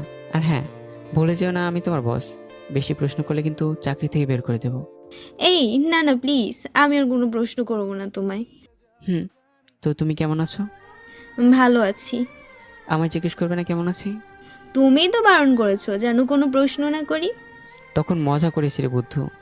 আমি আর ওখানে কথা বলছিলাম আর মাঝে মাঝে হাসছি, যা দেখে আহিয়ার চোখে পানি টলমল করছে। তার ভীষণ কষ্ট হচ্ছে, তার প্রিয় মানুষটার সাথে কথা না বলে অন্যের সাথে কথা বলছে। আহিয়া আর সহ্য করতে না পেরে দৌড়ে বেরিয়ে যায় রেস্টুরেন্ট থেকে কাঁদতে কাঁদতে। এটুকুতেই এত কষ্ট পাচ্ছ? অথচ আমি আরও বেশি কষ্ট পেয়েছি যখন তুমি প্রতিদিন আমার সামনে ওই তোমার অফিসের স্টাফদের সাথে এসে কথা বলতে, আমাকে তোমার কেবিনে রেখে। আমি বেরিয়ে পড়লাম সেখান থেকে আর ফ্ল্যাটে চলে আসলাম রাতের বেলা। আমি ঘুমিয়েছি, তখন কে একজন এসে আমার বুকের উপর শুয়ে পড়লো। হঠাৎ ভারী কিছু অনুভব করায় ঘুমটা ভেঙে যায়। আমি কিছু বলার আগে অনুভব করলাম যে আমার বুক ভিজে গেছে। আমার বুঝতে বাকি নেই যে এটা আহিয়া আর সে কাঁদছে। আমি কিছু না বলেই ঘুমিয়ে পড়লাম। সকালে ঘুম থেকে উঠে আহিয়াকে পাশে পেলাম না। আমি বিছানা থেকে উঠে পুরো ফ্ল্যাট খুঁজলাম, কিন্তু কোথাও পেলাম না। কি হলো? ও কি তাহলে আমি জাগার আগে চলে গেছে? আমার কিছু না ভেবেই ফ্রেশ হয়ে অফিসে চলে গেলাম। দুপুরবেলা অফিস থেকে ফ্ল্যাটে ফিরে এসে নিজের রুমে গিয়ে অবাক হয়ে গেলাম, কারণ রুমের দেয়ালে বড় করে সরি লেখা। বুঝতে আর বাকি নেই যে এটা আহিয়ার কাজ। আমি ফ্রেশ হয়ে কিচেনে গেলাম রান্না করতে, কিন্তু সেখানে গিয়ে দেখলাম আগে থেকেই খাবার রান্না করা হয়েছে। এবারও বুঝতে বাকি নেই যে এটাও আহিয়ার কাজ। আমি খেতে বসে পড়লাম। এত কষ্ট করে আমার জন্য রান্না করেছে পাগলিটা, না খেয়ে কি আর পারি?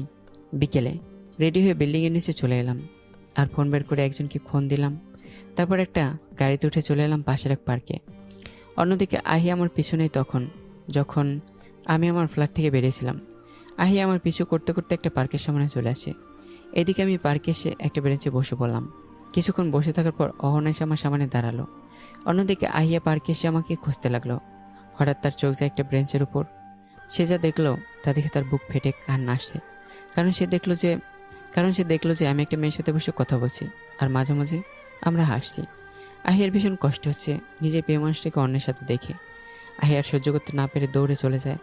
আহিয়া চলে যেতে আমি অহনাকে বললাম, আচ্ছা অহনা, আজ তাহলে আসি। আচ্ছা ঠিক আছে, যাও, আর গিয়ে কল করবে, কেমন? তারপর আমি আমার ফ্ল্যাটে চলে এলাম। কিছুক্ষণ পর ফোনে ফেসবুকিং করছিলাম, তখন কলিং বেল বেজে উঠল। আমি গিয়ে খুলে দেখলাম যে আহিয়া দাঁড়িয়ে আছে। আপনি? আহিয়া কিছু না বলে আমার ধাক্কা দিয়ে ভিতরে ঢুকে পড়ে আর দরজা লাগিয়ে দিল। আপনার সাহস তো কম না, আমার অনুমতি ছাড়া আবার আমার ফ্ল্যাটে ঢুকে পড়লেন। আহিয়া কিছু না বলে আমার দিকে এগোতে লাগলো। এই, আপনি আমার দিকে এভাবে এগোচ্ছেন কেন? আহিয়া এসে আমার কলার চেপে ধরল আর বলল, এই, ওই মেয়েটা কে? হ্যাঁ, কার কথা বলছেন আপনি? কার আবার? যার সাথে কিছুক্ষণ আগে পার্কে দেখা করে এলে? ও, ওর কথা বলছেন? ও তো আমার ফ্রেন্ড অহনা। সে ফ্রেন্ড হোক আর যাই হোক, তোমার এত কথা কিসের ওর সাথে? হ্যাঁ, আমি ঝাড়ি মেরে তার হাত নিজের কলার থেকে ছাড়িয়ে বললাম, আমার যা ইচ্ছা আমি তাই করব, তাতে আপনার কি? হ্যাঁ, আমারই তো সব। তুমি জানো না আমি তোমাকে অন্য কারোর সাথে সহ্য করতে পারি না? তো আমি কি করব? কি করবে মানে? তুমি না বলেছিলে যে তুমি আমি ছাড়া অন্য কোনো মেয়ের সাথে কথা বলবে না? তাহলে কেন তুমি ওই মেয়ের সাথে কথা বললে, তাও হেসে হেসে? বলেছি তো, কি হয়েছে? আপনি তো এই একই কথা বলেছিলেন। আপনি যদি নিজের কথা ভাঙতে পারেন তাহলে আমি কেন পারবো না?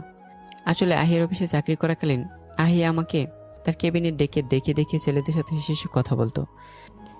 আমি শুধু তোমাকে তখন কষ্ট দেওয়ার জন্য এমন করেছি, তার জন্য আমি সরি। তুমি প্লিজ আমায় মাফ করে দাও। হয়েছে আপনার বলা, এখন আপনি যেতে পারেন। আমাকে আবার অহনাকে ফোন দিয়ে জানাতে হবে যে আমি বাসায় পৌঁছে গেছি, নয়তো সে আবার চিন্তা করবে। তুমি আবার এই মেয়ের সাথে এখন কথা বলবে? বলবো।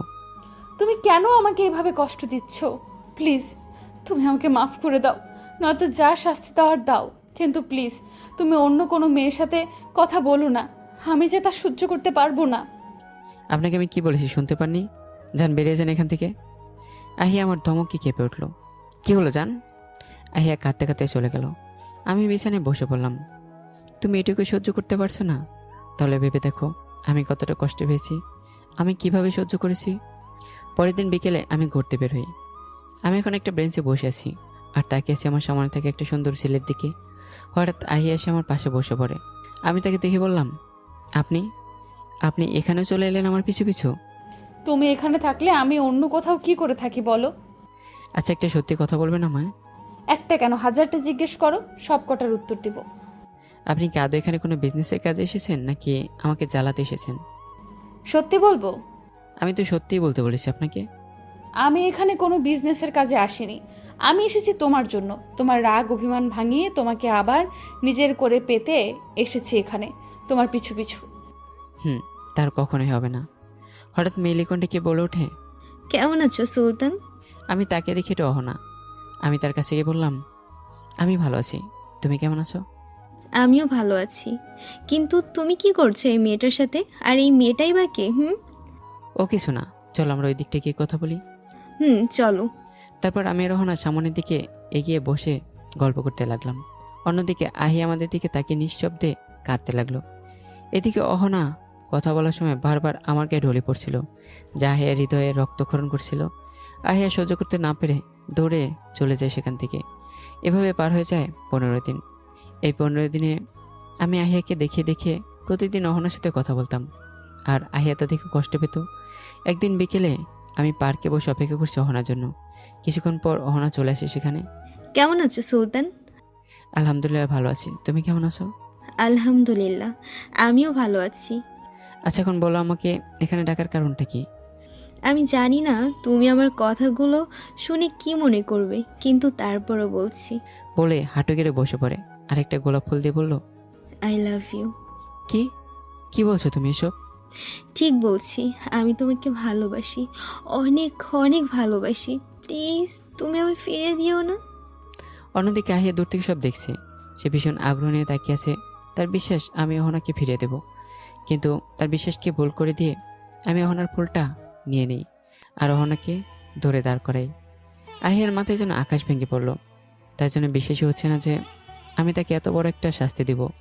তার করা অপরাধের জন্য তার চোখ দিয়ে পানি পড়তে লাগলো। এদিকে আমি অহনাকে দাঁড় করানোর সাথে সাথেই সে আমাকে জড়িয়ে ধরে। আহিয়া এবার আর সহ্য করতে না পেরে কাঁদতে কাঁদতে দৌড়ে চলে গেল। এদিকে আমি অহনাকে নিজের থেকে ছাড়িয়ে ফেললাম। কি হয়েছে, ছাড়লে কেন? তুমি আমায় জড়িয়ে ধরলে কেন? বাহরে, তুমি তো আমার বিএফ, তোমাকে জড়িয়ে ধরবো না তো কাকে জড়িয়ে ধরবো? আমি তোমার বিয়ে হলাম কখন? হ্যাঁ, কখন মানে এইমাত্রই তো তুমি আমায় গ্রহণ করেছো। আমি তোমাকে কখন গ্রহণ করলাম? আমি তো তোমাকে গ্রহণ করিনি। তাহলে আমার ফুলটা নিলেছে? শোনো অহনা, আমি তোমাকে ভালোবাসতে পারবো না, আমার পক্ষে তো সম্ভব না। কি? কিন্তু কেন? আমি কি সুন্দরী না? তুমি দেখতে যথেষ্ট সুন্দরী, কিন্তু তারপরে আমার পক্ষে সম্ভব না তোমাকে ভালোবাসা। কিন্তু কেন? কারণ আমি অন্য একজনকে ভালোবাসি। কি কি বলছো কি তুমি? ঠিকই বলছি, আমি একজনকে ভালোবাসি, তাই আমার পক্ষে তোমাকে ভালোবাসা সম্ভব না। আমি হয়তো কথাটা বলতে অনেক দেরি করে ফেলেছি। না অহনা, তুমি যদি আমাকে যেদিন দেখা হয়েছে সেদিনই প্রপোজ করতে, তারপরে আমার উত্তর একই থাকতো। তার মানে তুমি? হ্যাঁ, আমি তোমার সাথে দেখা হওয়ার আগে থেকে একজনকে ভালোবাসি। তাহলে কে এসে? আমি কি দেখতে পারি তাকে? তুমি তাকে দেখেছো অহনা? কি বলছো তুমি? আমি তাকে দেখেছি, কিন্তু কখন? মনে আছে একদিন জেলের পাড়ে তুমি আমাকে একটা মেয়ের সাথে বসে থাকতে দেখেছিলে? হ্যাঁ, মনে আছে। সেই মেয়েটি আমার ভালোবাসা। কি কি বলছো তুমি? ঠিক বলছি। তাহলে তুমি ওই দিন তাকে চিনতে অস্বীকার করেছিলে কেন? তাকে এটা বোঝানোর জন্য যে প্রিয় মানুষটা অবহেলা থেকে পাওয়া কষ্ট কতটা যন্ত্রণা দেয়। আমি বুঝতে পারলাম না তোমার কথাটা, একটু বুঝিয়ে বলো। শোনো তাহলে, তারপর আমি তাকে আমার সাথে কি কি হয়েছে আর আহি আমার সাথে কি কি করেছে সে সব কিছু খুলে বললাম। তুমি আহিয়ার জন্য এত কষ্ট পেয়েছো, আর আহিয়া কিনা তোমাকে আরও কত কষ্ট দিল? কেন? কিছু না জেনে বুঝে? তার উচিত ছিল তোমাকে একবার হলেও জিজ্ঞেস করে সত্যিটা জানা। হুম। তো আর কতদিন কষ্ট দিবে? এবার অন্তত মেনে নাও তোমার আহিয়াকে। মেনে নেব, তাও আজকেই। তাহলে দাঁড়িয়ে আছো কেন? যাও তার কাছে। যাচ্ছি, আর পারলে আমায় ক্ষমা করে দিও। আরে তুমি ক্ষমা চাইছো কেন? কারণ আমি যদি তোমার সাথে না মিশতাম, কথা না বলতাম, তাহলে তো তোমাকে আমার ভালোবেসে এতটা কষ্ট পেতে হতো না। ধুর, এটা কোনো কথা হলো? আমার ভাগ্যে হয়তো এটাই লেখা ছিল, তাই হয়েছে। এর জন্য আমি নিজেকে আর দোষারোপ করব না শুধু শুধু। তারপরেও তোমাকে বললাম না, এতে তোমার কোনো দোষ নেই।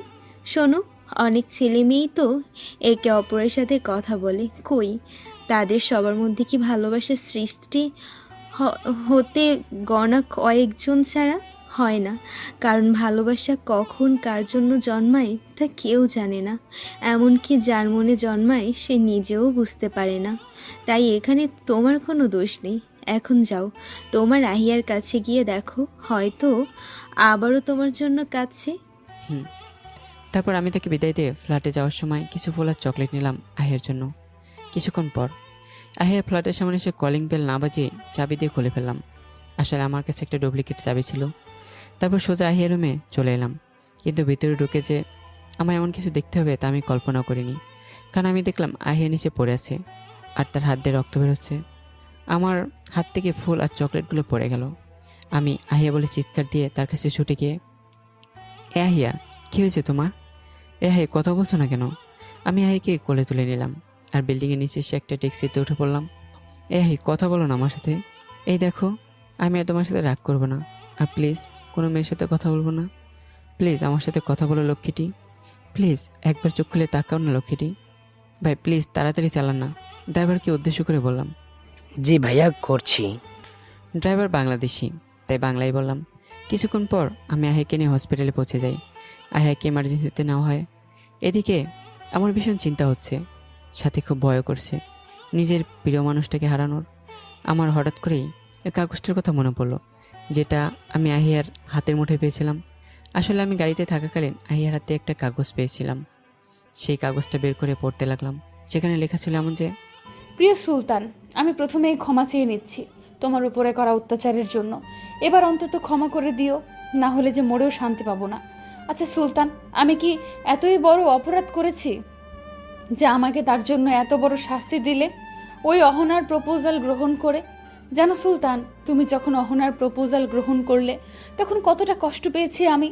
আমার বিশ্বাস ছিল তুমি অহনার প্রপোজাল কিছুতেই গ্রহণ করবে না, কারণ তুমি আমায় ভালোবাসো, শুধু একটু রেগে আছো আমার উপরে। কিন্তু না, তুমি আমার বিশ্বাসকে ভুল প্রমাণিত করে দিয়ে অহনার প্রপোজাল গ্রহণ করলে। তুমি যখন ওর প্রপোজাল গ্রহণ করলে তখন যেন আমার পুরো দুনিয়াটাই ওলটপালট হয়ে যায়। তুমি যখন তাকে বুকে টেনে নিলে তখন যেন আমার নিঃশ্বাসটাই বন্ধ হয়ে যাচ্ছিল, বেঁচে থাকার ইচ্ছেটাই চলে যায়। বেঁচে থাকতে তো তোমাকে আর অন্য কারো হতে দেখতে পারবো না, তাই চলে যাচ্ছি অনেক দূরে। যেখানে আমার থাকার কথা সেখানে অন্য কেউ জায়গা করে নিয়েছে, তা যে আমি সহ্য করতে পারবো না, তাই চলে যাচ্ছি না ফেরার দেশে। সবশেষে শুধু একটা কথাই বলবো, ভালোবাসি, খুব খুব ভালোবাসি তোমায়। ভালো থেকো আর নিজের খেয়াল রেখো। এতে তোমার অপরাধী অহনা। আমি চিঠিটা বুকে জড়ে কাঁদতে লাগলাম। না আহিয়া, আমি যে শুধুই তোমার, আমি যে একমাত্র তোমাকেই ভালোবাসি। তুমি আর কেন কিছুক্ষণ অপেক্ষা করলে না সেখানে? তাহলে যে তুমি তোমার ভুল বুঝতে পারতে, আর এমন ভুল পদক্ষেপ নিতেও হতো না তোমার। হঠাৎ অপারেশন থিয়েটার থেকে ডক্টর বেরিয়ে এলো। আমি তাড়াতাড়ি তার কাছে গিয়ে বললাম, ডক্টর, ও কেমন আছে? ও ঠিক আছে তো? আসলে পেশেন্ট কী হলো, থেমে গেলেন কেন? বলুন, আমার আহিয়া ঠিক আছে তো? এখন সম্পূর্ণ বিপদমুক্ত। আমি ওর কাছে যেতে পারি? যেতে পারেন। আমি আহিয়ার কাছে গিয়ে তার পাশে বসে পড়লাম। পাগলিটা কত আরামে শুয়ে আছে, অথচ এদিকে তার জন্য আমার জানটাই বেরিয়ে যাচ্ছিল। আহিয়া আস্তে আস্তে চোখ মেলে তাকালো, আর তার সামনে আমাকে দেখে সে অবাক হয়ে যায়। সে বলল, সুলতান, তুমিও এখানে? তাহলে কি তুমিও মরে গেছো? পাগলি, আমি মরিনি, তুমি বেঁচে আছো। এবার আহিয়া ফুপিয়ে কেঁদে উঠল। এ পাগলি, কি হয়েছে? তুমি কাঁদছো কেন? তুমি আমায় কেন বাঁচালে? আমি বাঁচতে চাই না। আরে আমার কথাটা তো শোনো।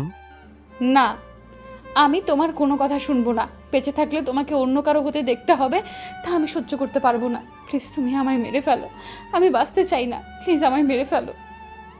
আহিয়া আমার কোনো কথাই শুনছে না, বারবার মরে যেতে পাগলামি করছে। আমি আর কোনো উপায় না পেয়ে আহিয়ার ঠোঁট দুটো নিজের আয়ত্তে নিয়ে নিই। আহিয়া পুরো ফ্রিজ হয়ে যায়।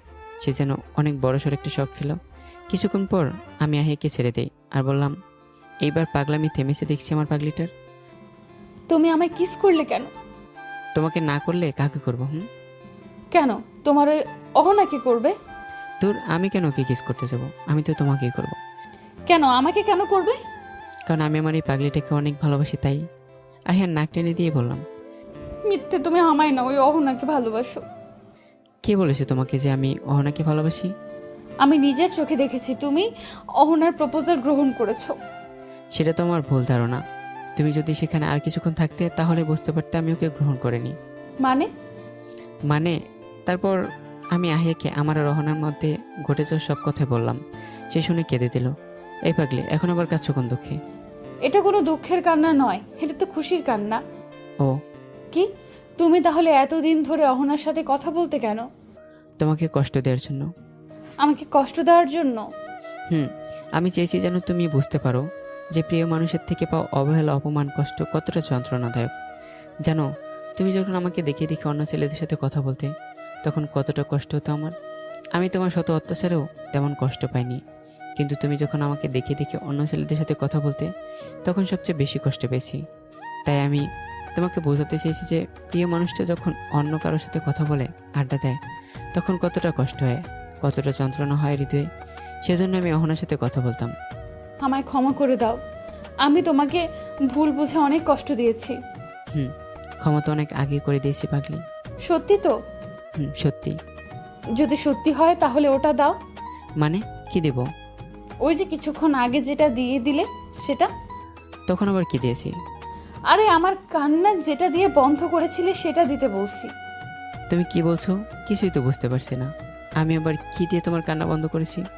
বুঝো না, বুঝার ভান করলাম। কুত্তা, বিলাই, ছাগল, আমি জানি তুই সব বুঝো না বুঝার ভান করছিস। থুর, আমিও বা কেন তোর কাছে চাইছি? নিজে নিয়ে নিলেই তো পারি। অ্যাটলিস্ট তুই তো আমারই। মানে? এখনো মানে মানে করছিস তাই না? দাঁড়া, দেখাচ্ছি মজা। বলে আমার মাথাটা পেছন দিক দিয়ে ধরে তার মুখের কাছে নিয়ে আমার ঠোঁট জোড়া নিজের দখলে নিয়ে নেয়। 5 মিনিট পর ছেড়ে দিল। আর দুজনে হাঁপাতে লাগলাম। আমি হাঁপাতে হাঁপাতে বললাম, এই তখন না কিস করেছি, তাহলে এখন আবার কেন করলে? তখন করে তো নিজেই স্বাদ নিয়েছো, আমি কি নিতে পেরেছি নাকি? তাই এখন আমি করলাম। আর তাছাড়া একটা দিয়ে কি মন ভরে নাকি? তাই তো আমি ঠিক করেছি বিয়ের পর প্রতিদিন 50টা করে কিস করব তোমাকে। আর প্রতিটা কিস হবে কমপক্ষে 5 মিনিট করে। কি? হায় হায়, মাইয়া কয় কি দিনে 50টা, তাও আবার 5 মিনিট করে? How is possible? কি বলছো তুমি? মাথা ঠিক আছে তোমার? আমার মাথা আর আমি একদম ঠিক আছি। আর আমি যা বলছি একদম ঠিক বলছি। কি ঠিক বলছো? হ্যাঁ, দিনে 50টা কিস করলে তো আমি মরেই যাব। চুপ কুত্তা, একদম বাজে কথা বলবি না। আচ্ছা আচ্ছা, রাগ করো না, কিন্তু তুমি নিজেই বলো, এতবার কেউ কাউকে কিস করতে পারে? আরে পারবে পারবে, আর না পারলে তখন দেখা যাবে। হুম, কিন্তু এতবার কিস করতে চাইছো কেন? তোমাকে কিস করতে অনেক মজা পাই। তোমার ঠোঁটগুলো অনেক মিষ্টি তো, তাই। কি বলছো তুমি? কারো ঠোঁট কি করে মিষ্টি হতে পারে? হুম, প্রিয় মানুষটার সব ছোঁয়াই অনেক ভালো লাগে, তাহলে তার ঠোঁটের ছোঁয়া কেন মজা লাগবে না? হুম আমি মুচকে এসে বললাম, তাই নাকি? হুম তাই। তারপর ডক্টরের সাথে কথা বলে আহিয়াকে নিয়ে ফ্ল্যাটে চলে এলাম। তুমি এখন রেস্ট নাও, আমি আসি। কোথায় যাবে তুমি? কোথায় আবার? আমার ফ্ল্যাটে। কেন তুমি ওখানে কেন যাবে? এখানে থাকো না আমার সাথে। এখানে না হয় ঘুমানোর আগ পর্যন্ত থাকবো, কিন্তু রাতে ঘুমানোর সময় তো আর থাকতে পারবো না, কারণ আমাদের বিয়ে হয়নি। তাতে কি হয়েছে? তারপরেও তুমি আমার কাছেই থাকবে। জি না ম্যাডাম, তা হচ্ছে না। এখন এর পরেও যদি জোর করেন তাহলে কিন্তু এখনই চলে যাব। থুর, ভালো লাগে না। তারপর আহিয়ার সাথে ঘুমানোর আগ পর্যন্ত থেকে নিজের ফ্ল্যাটে চলে এলাম। রাতে আমি ঘুমে আছি, তখন আমার রুমে আহিয়া এসে আমার উপরে শুয়ে পড়লো। রাতে হঠাৎ ঘুম ভেঙে গেল, বুকের উপরে ভারী কিছু অনুভব করে। আমার বুঝতে বাকি রইল না যে এটা আহিয়া। তুমি সে চলে এলে তাই না? এত না করা সত্ত্বেও। আহিয়া চমকে উঠে বলল, তুমি ঘুমাওনি? তুমি আসে ঘুমটা ভেঙে গেছে। কিন্তু তুমি কি করে বুঝলে যে আমি এসেছি? কারণ এই চুন্নিটা ছাড়া আর কোন চুন্নি আছে যে আমার কাছে সময় জড়িয়ে ধরবে? ও আমায় চূর্ণি বললে কেন?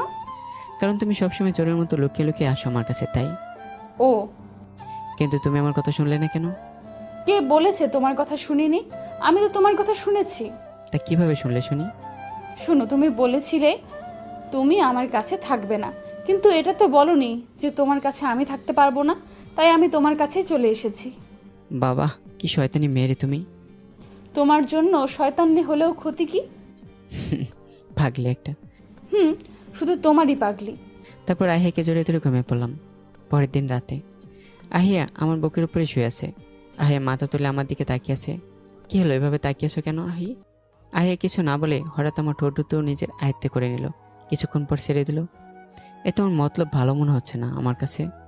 তোমার কাছে থাকা যাবে না, অন্য জায়গায় যাচ্ছি বলেই উঠতে নিলে আহিয়া উঠতে না দিয়ে বলল, এই একদম না, তুমি যেভাবে আছো সেভাবেই থাকো, নয়তো খবর আছে। কিন্তু আমার তো তোমার মতলব ঠিক লাগছে না। কি করব বলো, 1.5 বছর ধরে তোমার থেকে দূরে থেকেছি, আর এখন তোমাকে কাছে পেয়েও কাছে পাচ্ছি না। তোমাকে কাছে পেতে ভীষণ ইচ্ছে করছে। আচ্ছা, যদি তাই হয় তাহলে চলো আমরা কালই দেশে ফিরে যাই, তারপর বিয়ে করে নেব দুজনে। কিন্তু আমার তো এই দেশেই হানিমুন করার ইচ্ছা আছে। তাতে কি হয়েছে? বিয়ের পর না হয় আবার এখানে চলে আসবো আমরা। আচ্ছা ঠিক আছে, এখন তাহলে ঘুমাও। তারপর দুজনে ঘুমিয়ে পড়লাম। পরের দিন বিকেলে। এই হলো তোমার রেডি হওয়া? হয়েছে, চলো যাওয়া যাক। বিল্ডিংয়ের নিচে এসে একটা ট্যাক্সিতে উঠে পড়লাম দুজনে। আহিয়া গাড়িতে উঠে ড্রাইভারকে শপিং মলে নিয়ে যেতে বললো। শপিং মলে কেন? আমাদের বিয়ের শপিং করব এখান থেকেই, তাই। ও আচ্ছা। তারপর গাড়ি বড় একটা শপিং মলের সামনে এসে থামলো। তারপর আমরা দুজনে বিয়ের শপিং করে নিলাম। শপিং শেষে আবার একটা গাড়িতে উঠে পড়লাম। গাড়িতে উঠেই আহিয়া ড্রাইভারকে কাজে অফিসে নিয়ে যেতে বললো। কাজে অফিসে কেন নিতে বললো ওনাকে? এখন চুপ থাকো, গেলেই বুঝতে পারবে। আমি চুপ করে রইলাম। কিছুক্ষণ পর আমরা কাজে অফিসে চলে এলাম আর ভিতরে চলে গেলাম। ভিতরে গিয়ে অবাক হয়ে গেলাম, কারণ সেখানে অহনাও ছিল, সাথে আরেকটা ছেলেও ছিল। কেমন আছো সুলতান?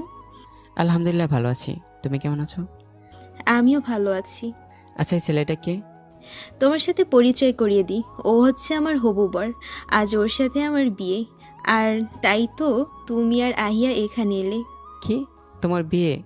আর আহি সেজন্য আমাকে এনেছে? হুম। আহি, তুমি আমাকে আগে বললে না কেন এই কথা? তোমাকে সারপ্রাইজ দিতে চেয়েছি তাই। ও, তারপর সেখানে বিয়ের কাজ সেরে ফ্ল্যাটে চলে এলাম। কিন্তু অবাক করার বিষয় হচ্ছে, আহি আজ আমার ফ্ল্যাটে এলো না, আর সাথে বলল যে এখন থেকে সে আর রাতে আমার সাথে ঘুমাবে না বিয়ের আগ পর্যন্ত। জিজ্ঞেস করতে বলল যে যদি বিয়ের আগে আমাদের মধ্যে কিছু হয়ে যায়। তাই আমি কিছু বললাম না। রাতে ঘুমানোর জন্য প্রস্তুতি নিচ্ছিলাম, তখনই ফোনে কল আসে আহিয়ার। বলো, হঠাৎ কল দিলে যে? তুমি কি একবার আমার কাছে আসতে পারবে? কেন, কি হয়েছে? প্লিজ এসো না। একবার বলেই কল কেটে দিল। আমি তাড়াতাড়ি তার ফ্ল্যাটে এসে তার রুমে চলে এলাম। আর এসে পুরো অবাক হয়ে গেলাম, কারণ তার রুমটা পুরো বাসর ঘরের মতো করে সাজানো, আর সে বধূ সেজে বসে আছে খাটের মাঝখানে। এদিকে আহিয়া উঠে এসে আমায় সালাম করলো। এসব কি আহিয়া? রুমটা এমন বাসর ঘরের মতো সাজানো কেন? আর তুমি বাবা বধূ সেজে আমায় সালাম করলে কেন? বিয়ের প্রথম রাতেই তো বাসর রাত, তাই না? তাহলে মানে আজ আমাদের বাসর রাত। কি কি বলছো তুমি এসব? আমরা বিয়ে করলামই বা কখন যে আজ আমাদের বাসরাত হবে? কেন, বিকেলে কাজে অফিসে? কি বলছো তুমি? ওখানে তো অহনার বিয়ে হয়েছে। ও, ওখানে অহনার কোনো বিয়ে হয়নি, বিয়ে হয়েছে আমাদের দুজনের। কি বলছো তুমি? ঠিক বলেছি, ওখানে আমাদেরই বিয়ে হয়েছে। কিন্তু আমাকে কেন বলনি? তোমাকে সারপ্রাইজ দিতে চেয়েছি তাই। কিন্তু সবাইকে ছেড়ে তাদের অনুমতি ছাড়া আমাদের বিয়ে করে একদমই উচিত হয়নি। সবাইকে ছেড়ে বিয়ে করলেও তাদের অনুমতি ছাড়া করিনি। মানে আমি সবার সাথে কথা বলে তাদের অনুমতি নিয়েই তোমাকে বিয়ে করেছি। সত্যি বলছো? সত্যি। এখন এই নাও, পাঞ্জাবিটা পরে নাও আর অজু করে এসো। একটা নীল রঙের পাঞ্জাবি এগিয়ে দিয়ে বললো। তারপর আমি পাঞ্জাবি পরে অজু করে আসলাম আর দুজনে নামাজ পড়ে নিলাম। নামাজ শেষে দুজনে বিছানায় গিয়ে বসলাম। তুমি যে এত বুদ্ধিমতী তা আমার জানা ছিল না। তা তো বটেই, দেখতে হবে না কার বউ হয়েছি? তাই বুঝি? তাই। আমি কিছু না বললেই শুয়ে পড়লাম। এই, তুমি শুয়ে পড়লে কেন? আমার ঘুম পাচ্ছে তাই ঘুমাবো। মানে কি? হ্যাঁ, আজ না আমাদের বাসর রাত? তো মানে কি? হ্যাঁ, আমরা বাসর করব না? আজ না, আজ আমার খুব ঘুম পাচ্ছে। মানে কি? হ্যাঁ, তোমাকে কাছে পাওয়ার জন্য কত কিছু করলাম, আর এখন তোমাকে কাছে পেয়েও পাবো না? তা তো হচ্ছে না। আচ্ছা, তোমার যা করার করো, আমায় ডিস্টার্ব করো না, আমি ঘুমালাম। ঠিক আছে, তুমি ঘুমাও, তোমার ঘুম। বলে নিজেও শুয়ে পড়লো, অন্যদিকে মুখ ফিরে। ইস রে, পাগলিটা দেখছি অনেক রেগে গেছে। আমি আহিকে পিছন থেকে জড়িয়ে ধরলাম। আহি আমার হাত ছাড়িয়ে বলল, তুমি আমাকে একদম জড়িয়ে ধরবে না, নিজের মতো করে ঘুমাও, আমাকে ডিস্টার্ব করবে না, একদম বলে দিচ্ছি। আমি আবারও তাকে জড়িয়ে ধরে বললাম, আমার বউটা কি রাগ করেছে আমার ওপর? আমি তোমার কি যে তোমার উপরে রাগ করব? বউটা দেখছি খুব অভিমান হয়েছে। তা কি করলে আপনার রাগ কমবে শুনি? এই, তোমার না ঘুম পেয়েছে? তাহলে ঘুমাও না, আমাকে কেন বিরক্ত করছো? বুঝছি, এভাবে কাজ হবে না, দাঁড়াও দেখাচ্ছি। বলে আহিয়াকে নিজের দিকে ফিরে ঠোঁট 4টে এক করে দিলাম। আর কিছু নাই, কারণ আমি আর কিছু জানি না।